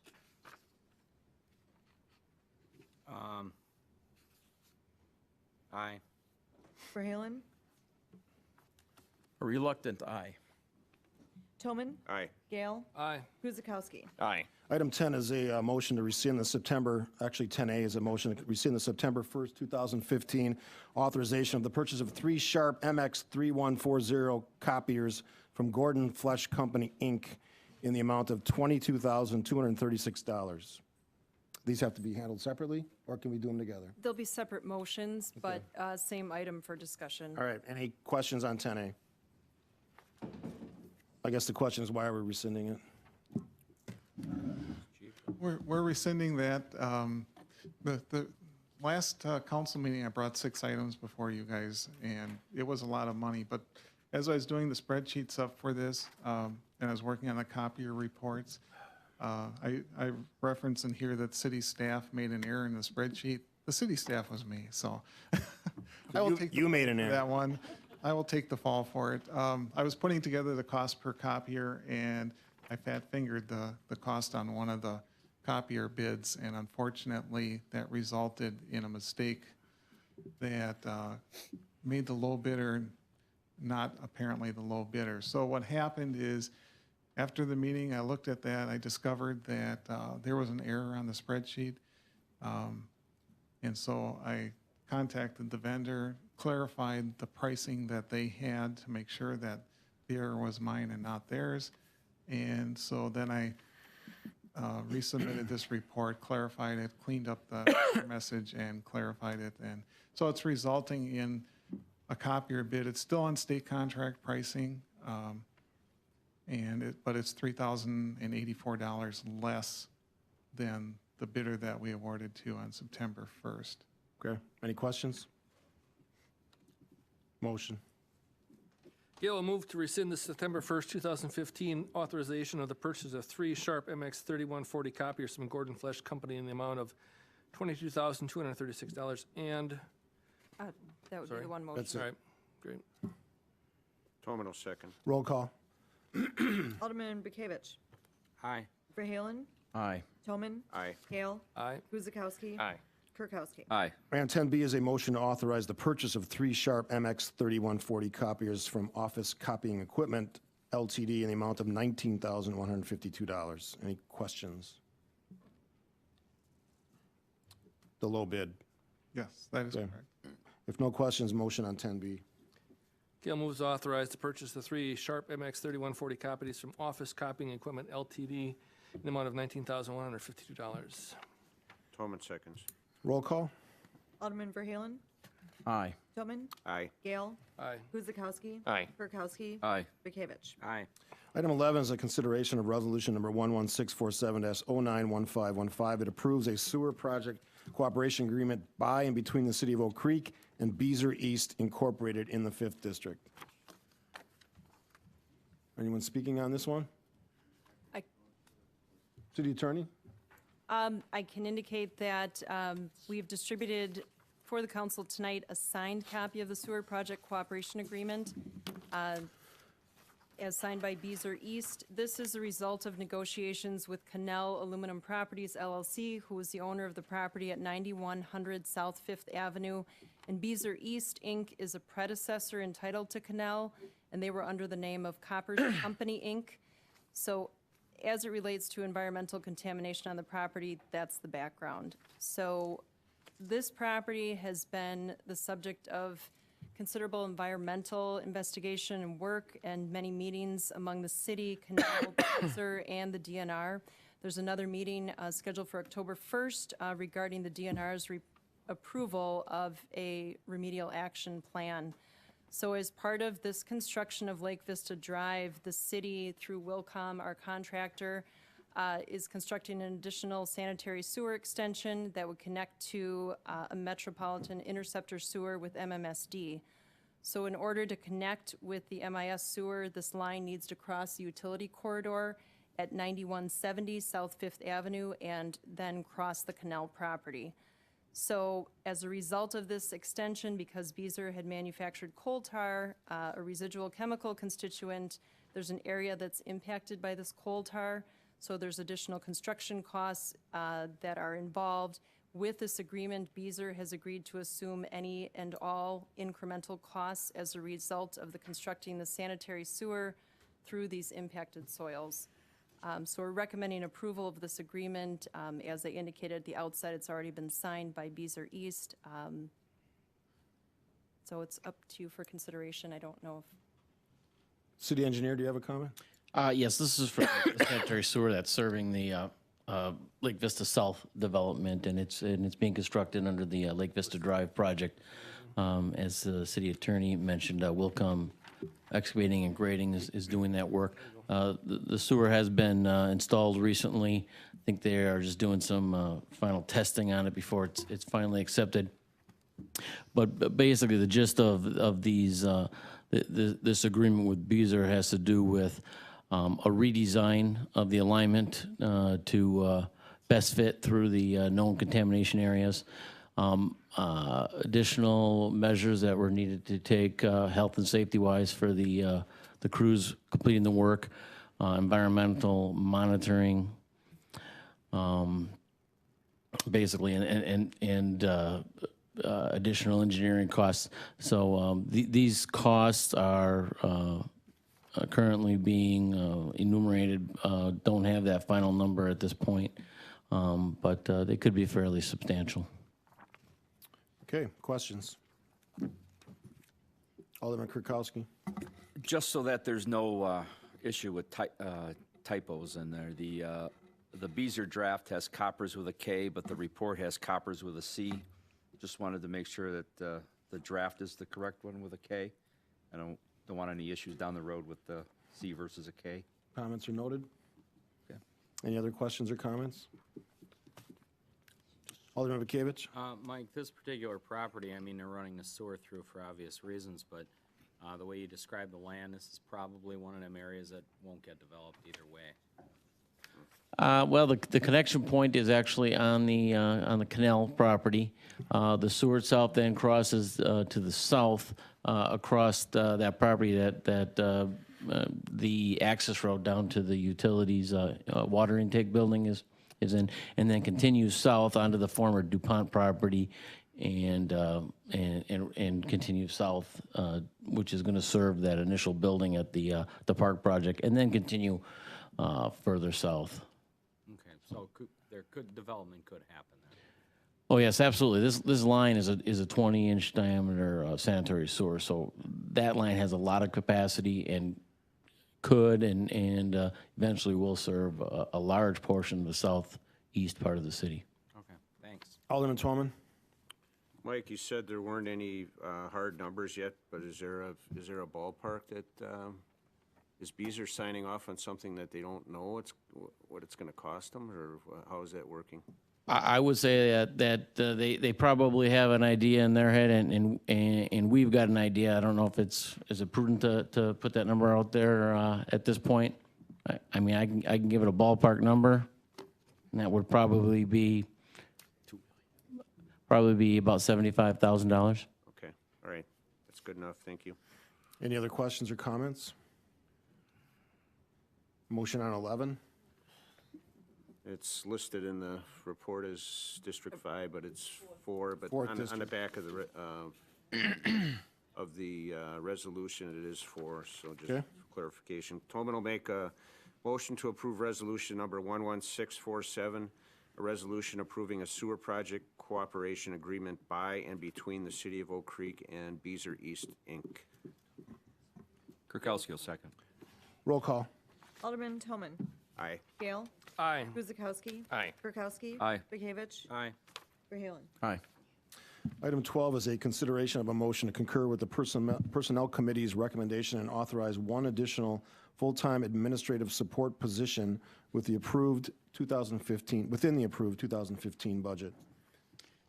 I'll start off and then introduce Sherry Grant, who's our administrative support supervisor, to add some additional comments and answer any questions that there may be out there.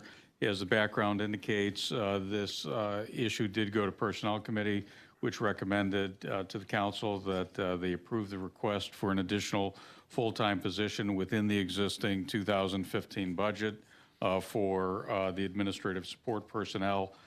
We've been looking at what the mix is, and we're going to, quite frankly, continue to look at the mix of full-time and part-time individuals, provide for the primary public service components of our operation here and at the new building. As the council knows, it's going to be substantially different than what we have here.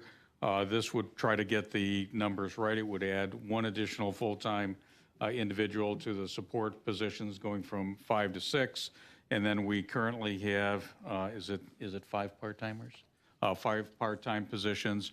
We're going to continue to monitor that as we go to the new building. And one of the things I want to point out, the council's aware of this, but to the community, we're going to have a single point of contact for the community for all of our services at the service counter.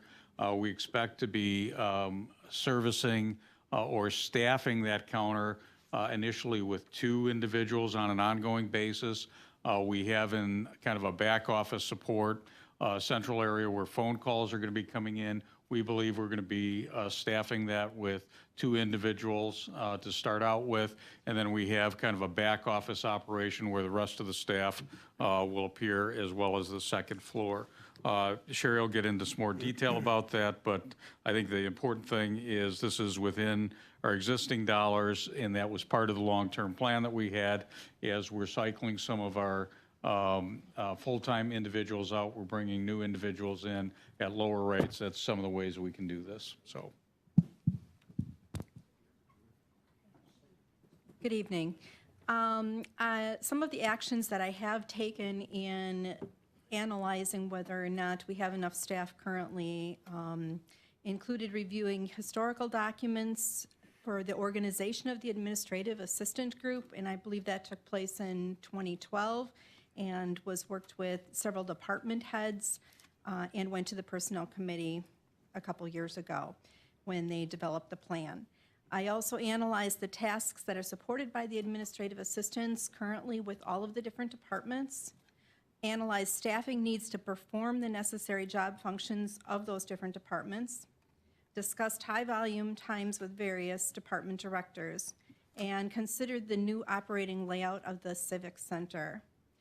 We currently do have some staffing challenges to cover PTO requests, vacations, same-day call-ins. Right now, we are managing to work with the basic daily operations. I do have some concerns as far as how we would be handling high-volume tax times, providing good customer service to our residents as they come in at that front counter. The plan would be to have 6 full-time and 5 part-time people. And I'm sorry, Jerry had asked me if we had 5 part-time people at this time, and we do not. We have 5 full-time and 6 part-time. So we're just flipping the plan that I'm proposing. There is a potential for further staffing adjustments after we experience operations at the new Civic Center. I do realize that this is what we might need right now, but going forward, that may change, and we can adjust the numbers, and it would come back to the Personnel Committee in the future. The goal is to provide the optimal customer service, both internal and external, and to equalize the workload amongst the staff so that no one is working really long, hard days, causing overtime, additional comp time, while other staff members may be able to pick up some of that extra those extra duties. And therefore, it would limit the overtime and the comp time by being able to flex some of the staff hours. Let's say maybe on an election day, if there are nighttime meetings, it would provide for staff to be available during the day and also for those tasks. Jerry touched on the fact that we would be having 2 people at the counter, 2 in our phone bank. We do have a staff person that will be up on the 2nd floor. And then that would only leave me 1 person at the workstation if we're calculating out for our full-time people. Our part-time staff works various days during the week, so they would be able to help out with covering any of those areas for maybe lunch hours, or if some of the staff has to attend daytime meetings, if they have to be away from their desks, also maybe with other extra things, tax payments, processing permits, things like that. Okay, thank you. Questions? Alderman Bekavich. When we were in personnel, part of his hiring was financially was tied to a pending retirement, which may be postponed or may not happen. I asked for a ruling on that. What's the ruling on it? And go ahead, Jerry. Council's background, we had an individual who had submitted their written resignation and then rescinded it. I've reviewed that with our attorneys, and they feel our personnel labor attorneys, they feel we are on firm ground for our actions. That doesn't mean that there can't be an action by that employee. So that confirms that action. Do you have that in writing? I do. You do? Can I have a copy of that? You can. Because I won't support it until I get a written copy of that. I didn't support it at personnel, and I won't going forward here because I believe it's in conflict with our personnel manual. I don't believe our personnel manual spells out that a person can't rescind or postpone their retirement. I won't respond. I see Melissa. Your comments are noted. Okay, thank you. Yep. Done. Dimity Grabowski, and I wanted to start on a positive note. We have some outstanding city employees here. In fact, some of them are here this evening. Many of them do work very long hours, and in the years that I've had the pleasure of working with many of the staff that are here this evening, they do an outstanding job. I guess my question would be to Jerry, where do you find specifically that the shortcomings would be in the departments? And by having people floating, do they necessarily report to Ms. Grant, or will they report to the department heads? How will that work? Would the council like me to respond to that? Sure, go ahead. So basically, the administrative support staff reports to Sherry Grant. She receives ongoing input and has ongoing meetings with all the department heads. So she acts kind of in the middle of an hourglass. So the information is coming in two ways. It's coming in from the department heads in terms of what the requested or the needed duties are. That's done in advance so we can plan and schedule the employees. Sherry then takes that information and schedules the employees consistent with what the needs are. That's basically the way it works.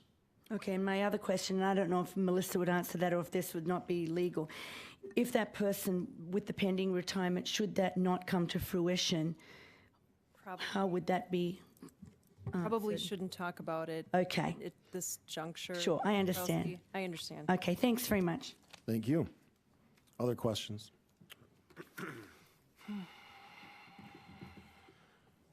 Motion on 12.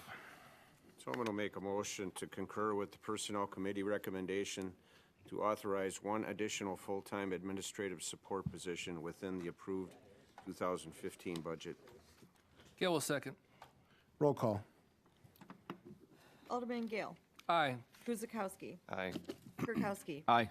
Bekavich. No. Verhaelen. Aye. Toman. Aye.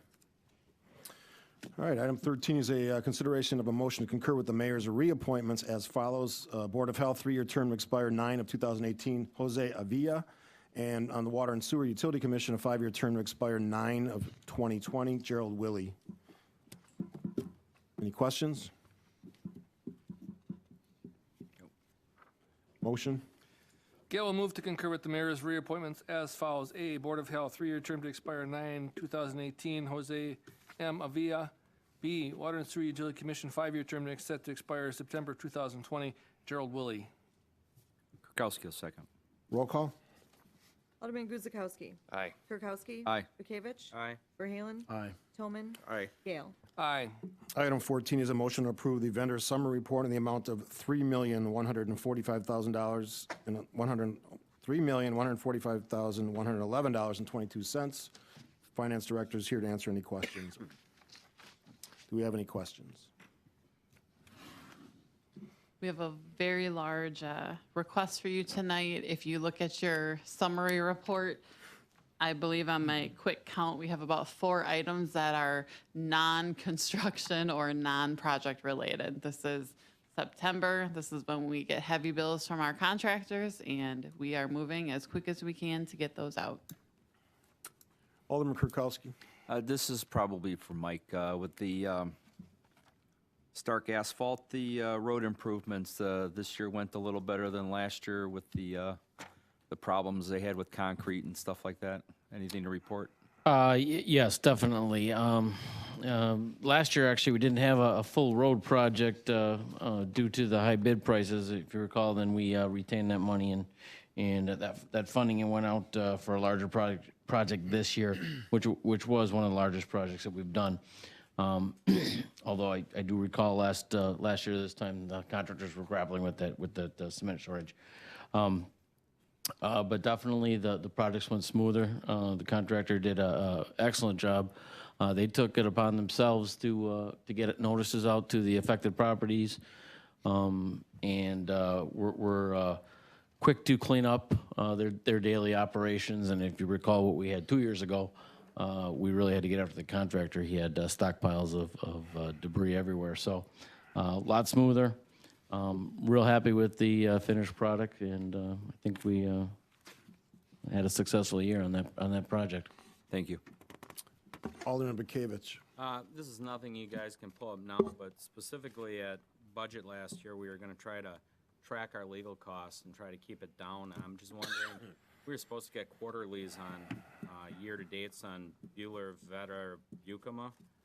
Can you guys provide that at the next meeting where we're at year-to-date with him on a comparable to 14 and 13? Yes. Thank you. City Administrator, do you have yeah, I saw you had your hand up. Do you have something to add? No? No. Okay. Any other questions or comments?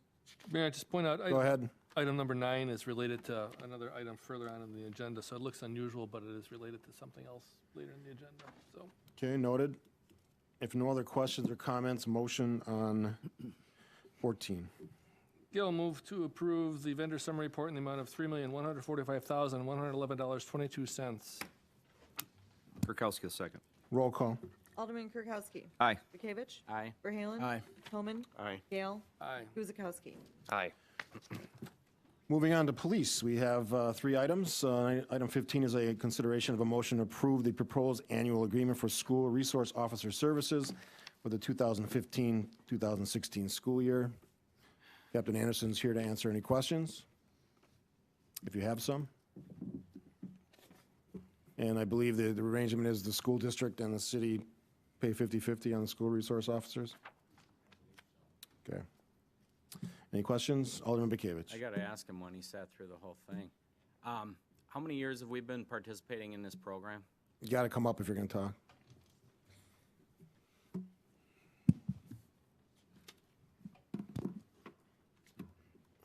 This is going to be the one I didn't prep for because I have nothing to do with the SRO program. I want to say we've been involved in this for probably about 12 to 15 years right now. 16 years, 1999. Okay, I'm close. Good guess. 16, and the officers stayed 2 years? The longest we've had an officer staying there is, I believe, 4 years.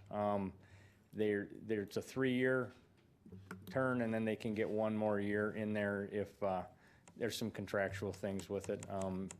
But we have 1 officer in the high school now who's in his 3rd year, a new officer starting in the middle schools, and then for next year to replace the officer who's in his last year.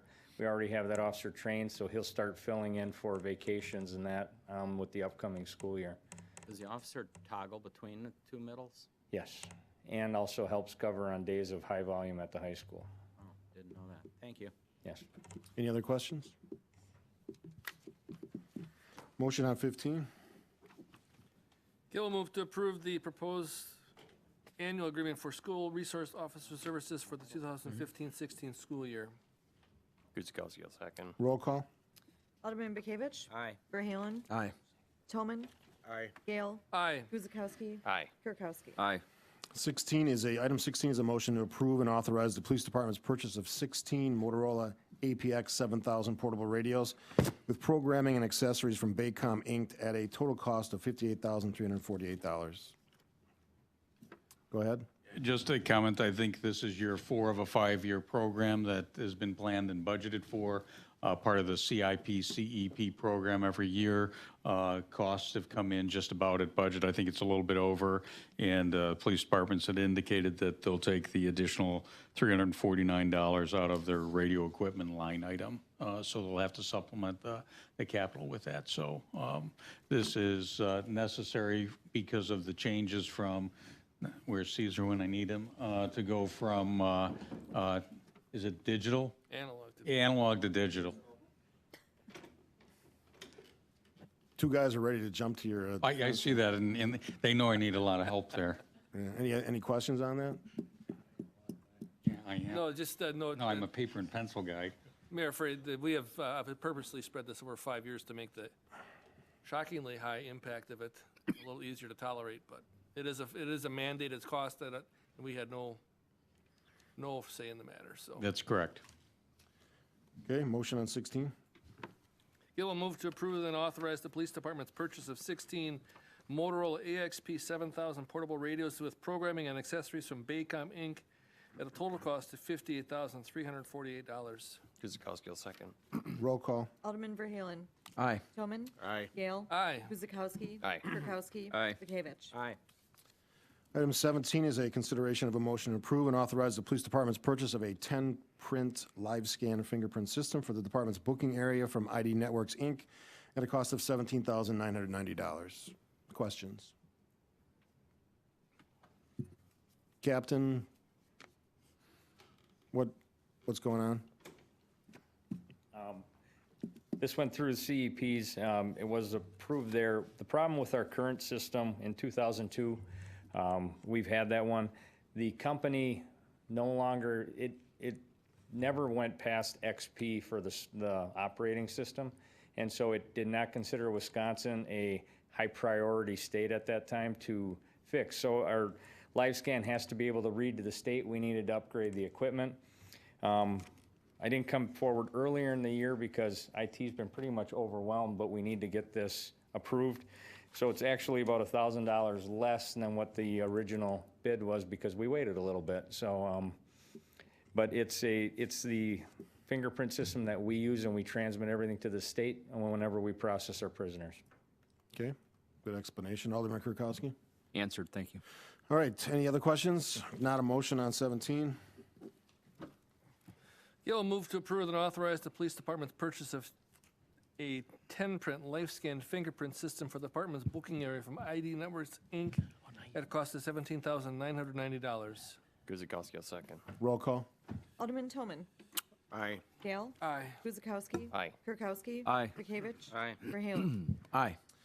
Item 18 is a consideration of a request for withdrawal of the bid of KPH Environmental Corp. and consider a motion to award the city building's hazardous materials abatement contract to the lowest responsive bidder, or to reject all bids and re-advertise the work, project number 15002A. In the 3rd District, Alderman Verhaelen. I guess before we get going on this, as most people in the room know, I'm also on the school board. And no matter which way I vote or what input I give on this item, it's going to cause conflicts. And I don't want to appear that I'm paying favoritism to one entity or the other. So for that reason, I'm not going to make any motions or vote on this item. Okay, thanks for the explanation. Mike? In preparation for our move to the, well, not really in our preparation, as a result of our move to the new building and the school district's expansion onto this property, there are 4 city buildings that need to be demolished in their entirety. Those are, of course, the city hall, the library, the fire station, and the parking garage.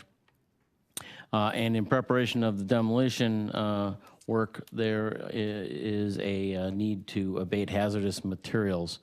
So what's taken place over the past couple of months is a comprehensive hazardous material inventory and inspection of all of these buildings, and an inventory and a report that compiled all the potential hazardous materials that would need to be abated.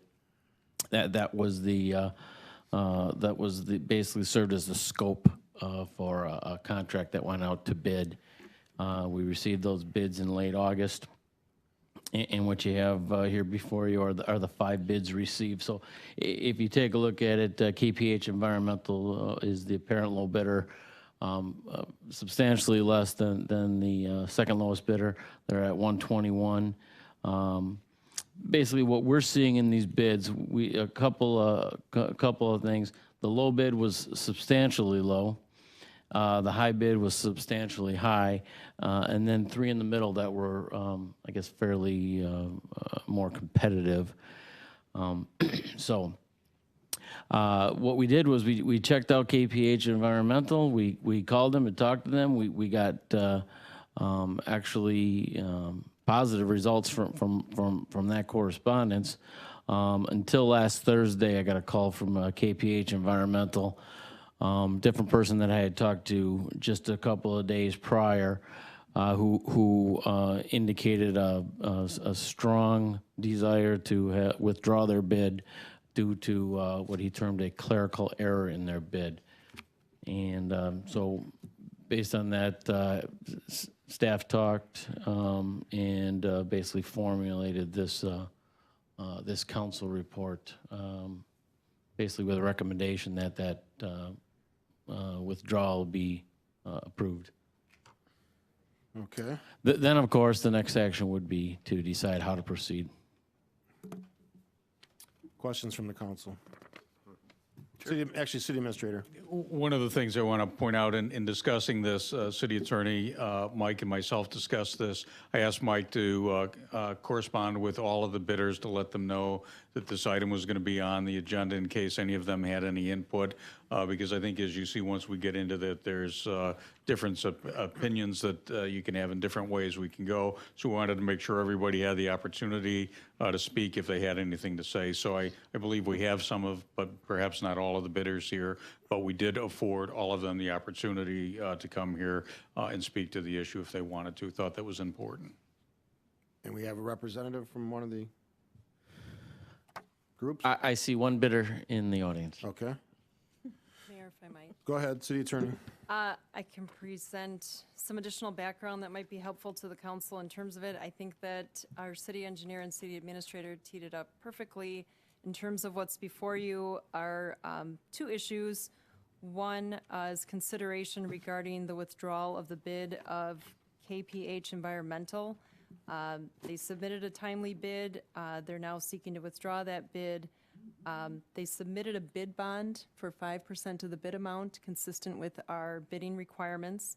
After they contacted our city engineer last Thursday indicating they couldn't proceed with their bid, they stated that there was, just as city engineer pointed out, a clerical error that resulted in missed scope of the work on their part. The issue was that there was a bid form as part of the bid package that they used instead of the revised bid form as part of an addendum 1. So as a result, they're indicating that that was a missed scope of work on their part. The clerical error that they acknowledged was the addendum as reviewed on the bid form. So they indicated that they wanted the opportunity to either resubmit their bid or they would have to withdraw the bid. They can not resubmit a corrected bid. That's not possible in terms of consistency with the public bid requirements. Their bid, as listed on the chart that you have before you in the council report, was the apparent low bid, and the next lowest bid was from Professional Asbestos Removal and Survey Services Corporation. So your issues as it relates to the apparent low bid, KPH Environmental, are two: whether to grant their request to withdraw their bid, and then second, whether to forfeit the bid bond as a result of their mistake. In terms of the correction of errors in bids for public works projects, that's addressed by statute. It's section 66.0901 sub 5. And I'll just summarize to indicate that in terms of a mistake that occurs after bid opening, the bidder has to do three things. They have to give prompt written notice of their mistake. They have to make known the fact of that mistake. And they have to submit clear and satisfactory evidence that the mistake wasn't caused by any careless act or omission. So in terms of that analysis, here you heard from the city engineer, the bidder gave written notice of its mistake. They emailed the city engineer prior to awarding of the contract by the council. The Wisconsin Supreme Court has stated that prompt notice is a sign of good faith to the municipality and will usually minimize prejudice and permit withdrawal before the contract is awarded. The second piece is that they tried to make known the fact of their mistake, indicating that they used the old bid form and not the bid form according to the addendum, and that resulted in the clerical error due to the missed scope of work on their part. So it appears that their bid provided only for asbestos-containing materials and not all hazardous materials. Case law indicates that pinpointing the mistake will show whether the mistake is material to the contract and whether it would be unreasonable or unconscionable to attempt to enforce the bid. So the third piece is whether the bidder submitted clear and satisfactory evidence that its mistake was not caused by any careless act or omission. So the question is whether it's an understandable, honest mistake that could happen inadvertently to a conscientious bidder, and whether it was evidence of a pattern of sloppiness or lack of adequate preparation that need not be excused. All of that's from the case James Cape and Sons versus Mulcahy, a 2005 Wisconsin Supreme Court case. So the bottom line is this: The Supreme Court has addressed the role of a municipality when a bidder notifies it of a mistake after bid opening but before award of the contract. And the bottom line is, you have the option of awarding the contract, then you would trigger the forfeiture of the bid bond. If, in your analysis, the bidder has not satisfied its conditions for withdrawing its bid, or if they're not acting in complete good faith, or if we can show that we've been prejudiced by the error. I will indicate to the council that the municipality, we would be subject to scrutiny if we awarded the contract with knowledge from the bidder of the error and then still seek to proceed to try to forfeit the bond. So, given all of that, it's staff's recommendation that the mistake was apparently due to this clerical error. Notification was given prior to awarding the contract tonight. We have received several other responsive bids. Our city engineer detailed in this council report indicating the grouping of the bids. If it's determined that the mistake is inexcusable, the city has the right to forfeit the bid bond. Under the circumstances, we're recommending that the city allow the bidder to withdraw its bid, waive the forfeiture of the bid deposit, and release the bidder from any further obligation. Okay. Alderman Kirkowski. The city attorney just stated a lot of the things I was going to say. Not that I have a law degree, but I think what you said was, I was just going to say. All right, repeat everything she just said. Can you play back the tape, please? Considering the time constraints that we're under, I think we need to just consider the situation here, and we're not going to lose much time. I mean, we haven't lost any time, really, with regards to, not much anyways, right? These buildings need to be down by the end of the. No, I mean, with regards to. I would say. I don't know, maybe getting hit in the face mask Saturday, Sunday morning is more than a. We have not lost any time. Okay, thanks. So I would just agree that we just move forward and. And the one other confer with thing the that attorney. wasn't specifically mentioned, the city attorney, city engineer, and myself looked at the submission of all of the bonds, and there appeared to be some confusion on which form. This was not the only bidder. So I think that in terms of that being a mistake, I think it was our analysis that there was some error in submission on the right form. This was not the only person who did that. So what they said, I'm good. Alderman Vakievich. Again, I would release them from the bid and give back their bond and move forward with that. It happens. If he missed the scope of work, and obviously, significantly, he missed something, so I think he made a good faith effort to come forward with it and was honest about the whole thing. So, it's my 2 cents. Okay, any other comments? Yeah. Alderman Toman? Did we have a number going into this demolition of these 4 buildings that we thought it would cost? Was there any kind of, or was that kind of open-ended? It was a little open-ended, admittedly. Since that time, I've come across a report that was done on this. Well, the lion's share of the hazardous waste or hazardous material abatement is a spray-on fireproofing on the ceiling. Okay, and that's above the tiles that you're seeing here, so you don't see that when we're not exposed to it.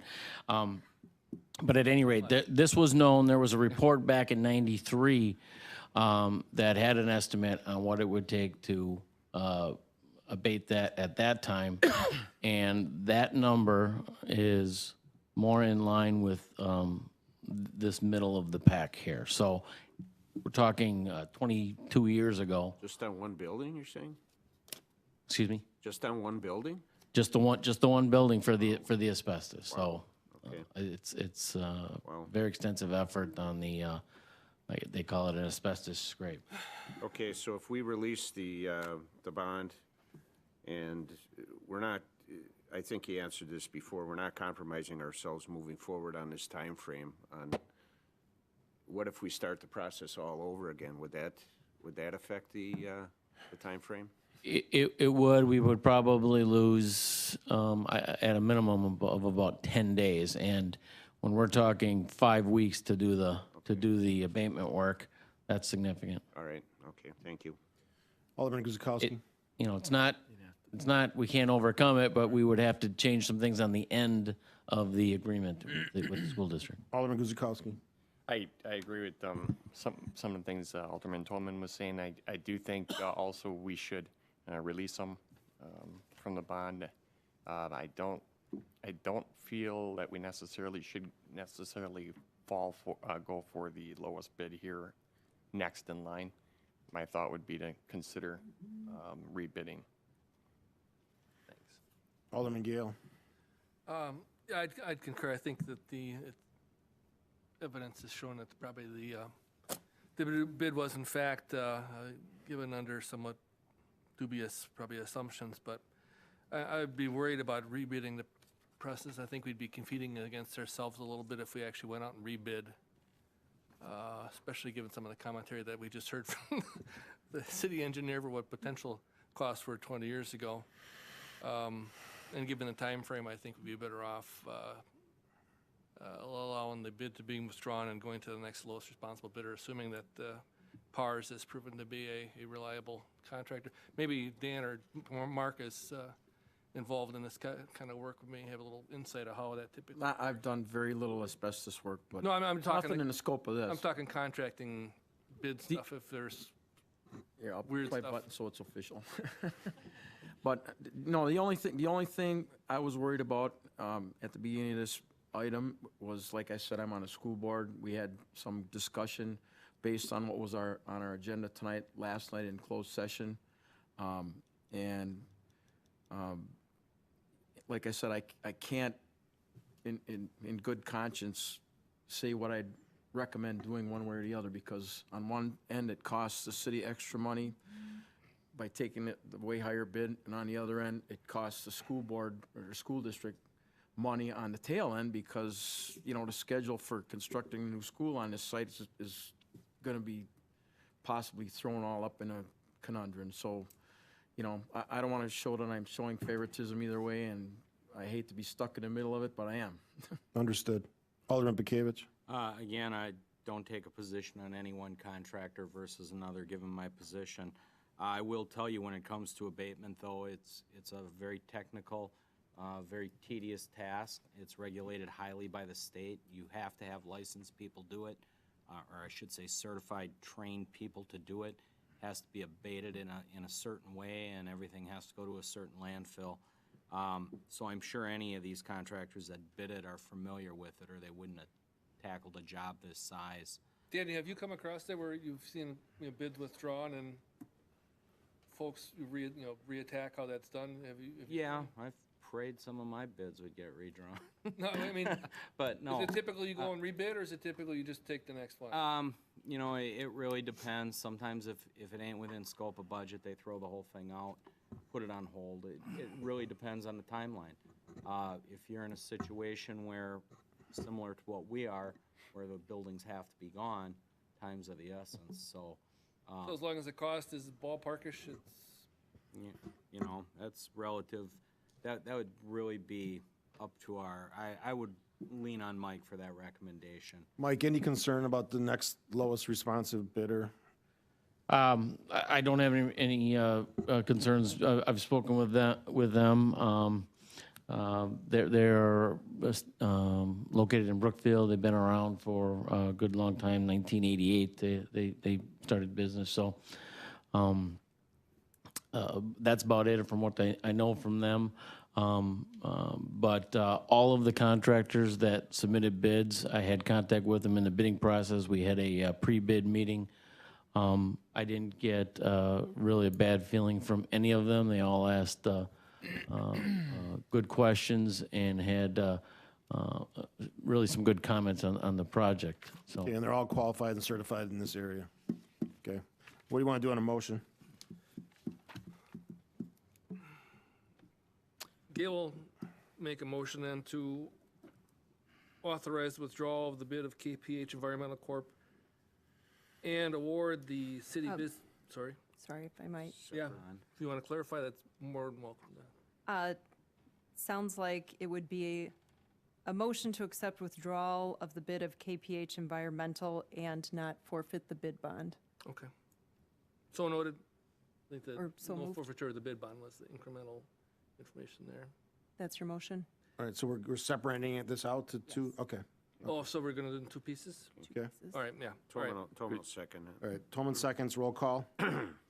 Alderman Gale. Aye. Guzekowski. Aye. Kirkowski. Aye. Bekavich. Aye. Verhaelen. Abstain. Tolman. Aye. And on this second motion now, It's either a motion to award the contract to low responsive responsible bidder or to reject all bids and re-advertise the work. Gail will move to award the city buildings hazardous materials abatement contract to the lowest responsible bidder, PARSS, in the amount of $291,798. Gavich will second. Bekavich seconds, roll call. Alderman Guzekowski. Aye. Kirkowski. Aye. Bekavich. Aye. Verhaelen. Abstain. Tolman. Aye. Gale. Aye. Item 19 is a consideration of resolution number 11645-091515. It acquires fee property, right-of-way, permanent easements, temporary easements, and highway easements for the South Fifth Avenue relocation project from the intersection of State Highway 100 Ryan, State Highway 32 Chicago to Fifth Avenue Ryan Road, and to send a payment in the amount of the award of damages to the affected property owners, project number 12026 in the 4th District. This is further negotiations that were completed on the Fifth Avenue project and on the graphic, and I apologize, I was going to put it up on the screen. Didn't have time to get that prepared, but Matt Sullivan did prepare the graphic that's with the report that's shown in the hatched greenish blue. Matt, good job. It's a very good graphic, yeah. I'll let him know that. Parcel 6 and parcel 12. 12 is just the TLE from that property owner. 6 is the full purchase of the property and a relocation to another property, I believe, in the city, if not the immediate area. Questions? Motion. Tolman will make a motion to adopt resolution number 11645, acquiring fee property, right-of-way, permanent easements, temporary easements, and highway easements for the South Fifth Avenue relocation project from the intersection of State Highway 100 Ryan, State Highway 32 Chicago to Fifth Avenue/Ryan Road, and to send a payment in the amount of the award of damages to the affected property owners. Guzekowski will second. Roll call. Alderman Kirkowski. Aye. Bekavich. Aye. Verhaelen. Aye. Tolman. Aye. Gale. Aye. Guzekowski. Aye. Item 20 is a consideration of resolution number 11646-091515, a resolution of necessity for acquisition of lands for permanent easements for scour protection, temporary easements for grading, and authorizing negotiation for such acquisition and condemnation if necessary for the South Nicholson Road Bridge Project over Oak Creek, project number 13022 in the 3rd District. And this would provide for the necessary easements and right-of-way for grading, and I guess kind of as stated in the motion, the grading and the scour protection is really the placement of the riprap to protect the abutments from washouts. But basically, necessary step to proceed forward with the bridge replacement project. Okay, questions? Sure the residents are waiting for that bridge to be redone in the school district. No questions, motion on 20. Verhaelen makes a motion to adopt resolution number 11646, a resolution of necessity for acquisition of lands for permanent easements for scour protection, temporary easements for grading, and authorizing negotiation for such acquisitions and condemnation if necessary for the Nicholson Road Bridge Project over Oak Creek, project number 13022. Gavich seconds. Roll call. Alderman Bekavich. Aye. Verhaelen. Aye. Tolman. Aye. Gale. Aye. Guzekowski. Aye. Kirkowski. Aye. Item 21 is a motion to concur with the recommendations of the Traffic and Safety Commission, and do you want these separate, A and B? Yes. Okay, so 21A is to approve the installation of no parking anytime signs between driveways located at 8592 and 8594 South Jason Court in the 3rd District. Any questions or concerns about that? Alderman Gale? Sorry. Mark, you're on traffic and safety? Yes, I'm the chair. What was the in the cul-de-sac situation, are the mailboxes like real close on Well, opposite side of the driveway? Or? In this particular situation, I told Alderman Kukowski before the meeting, he had a similar question.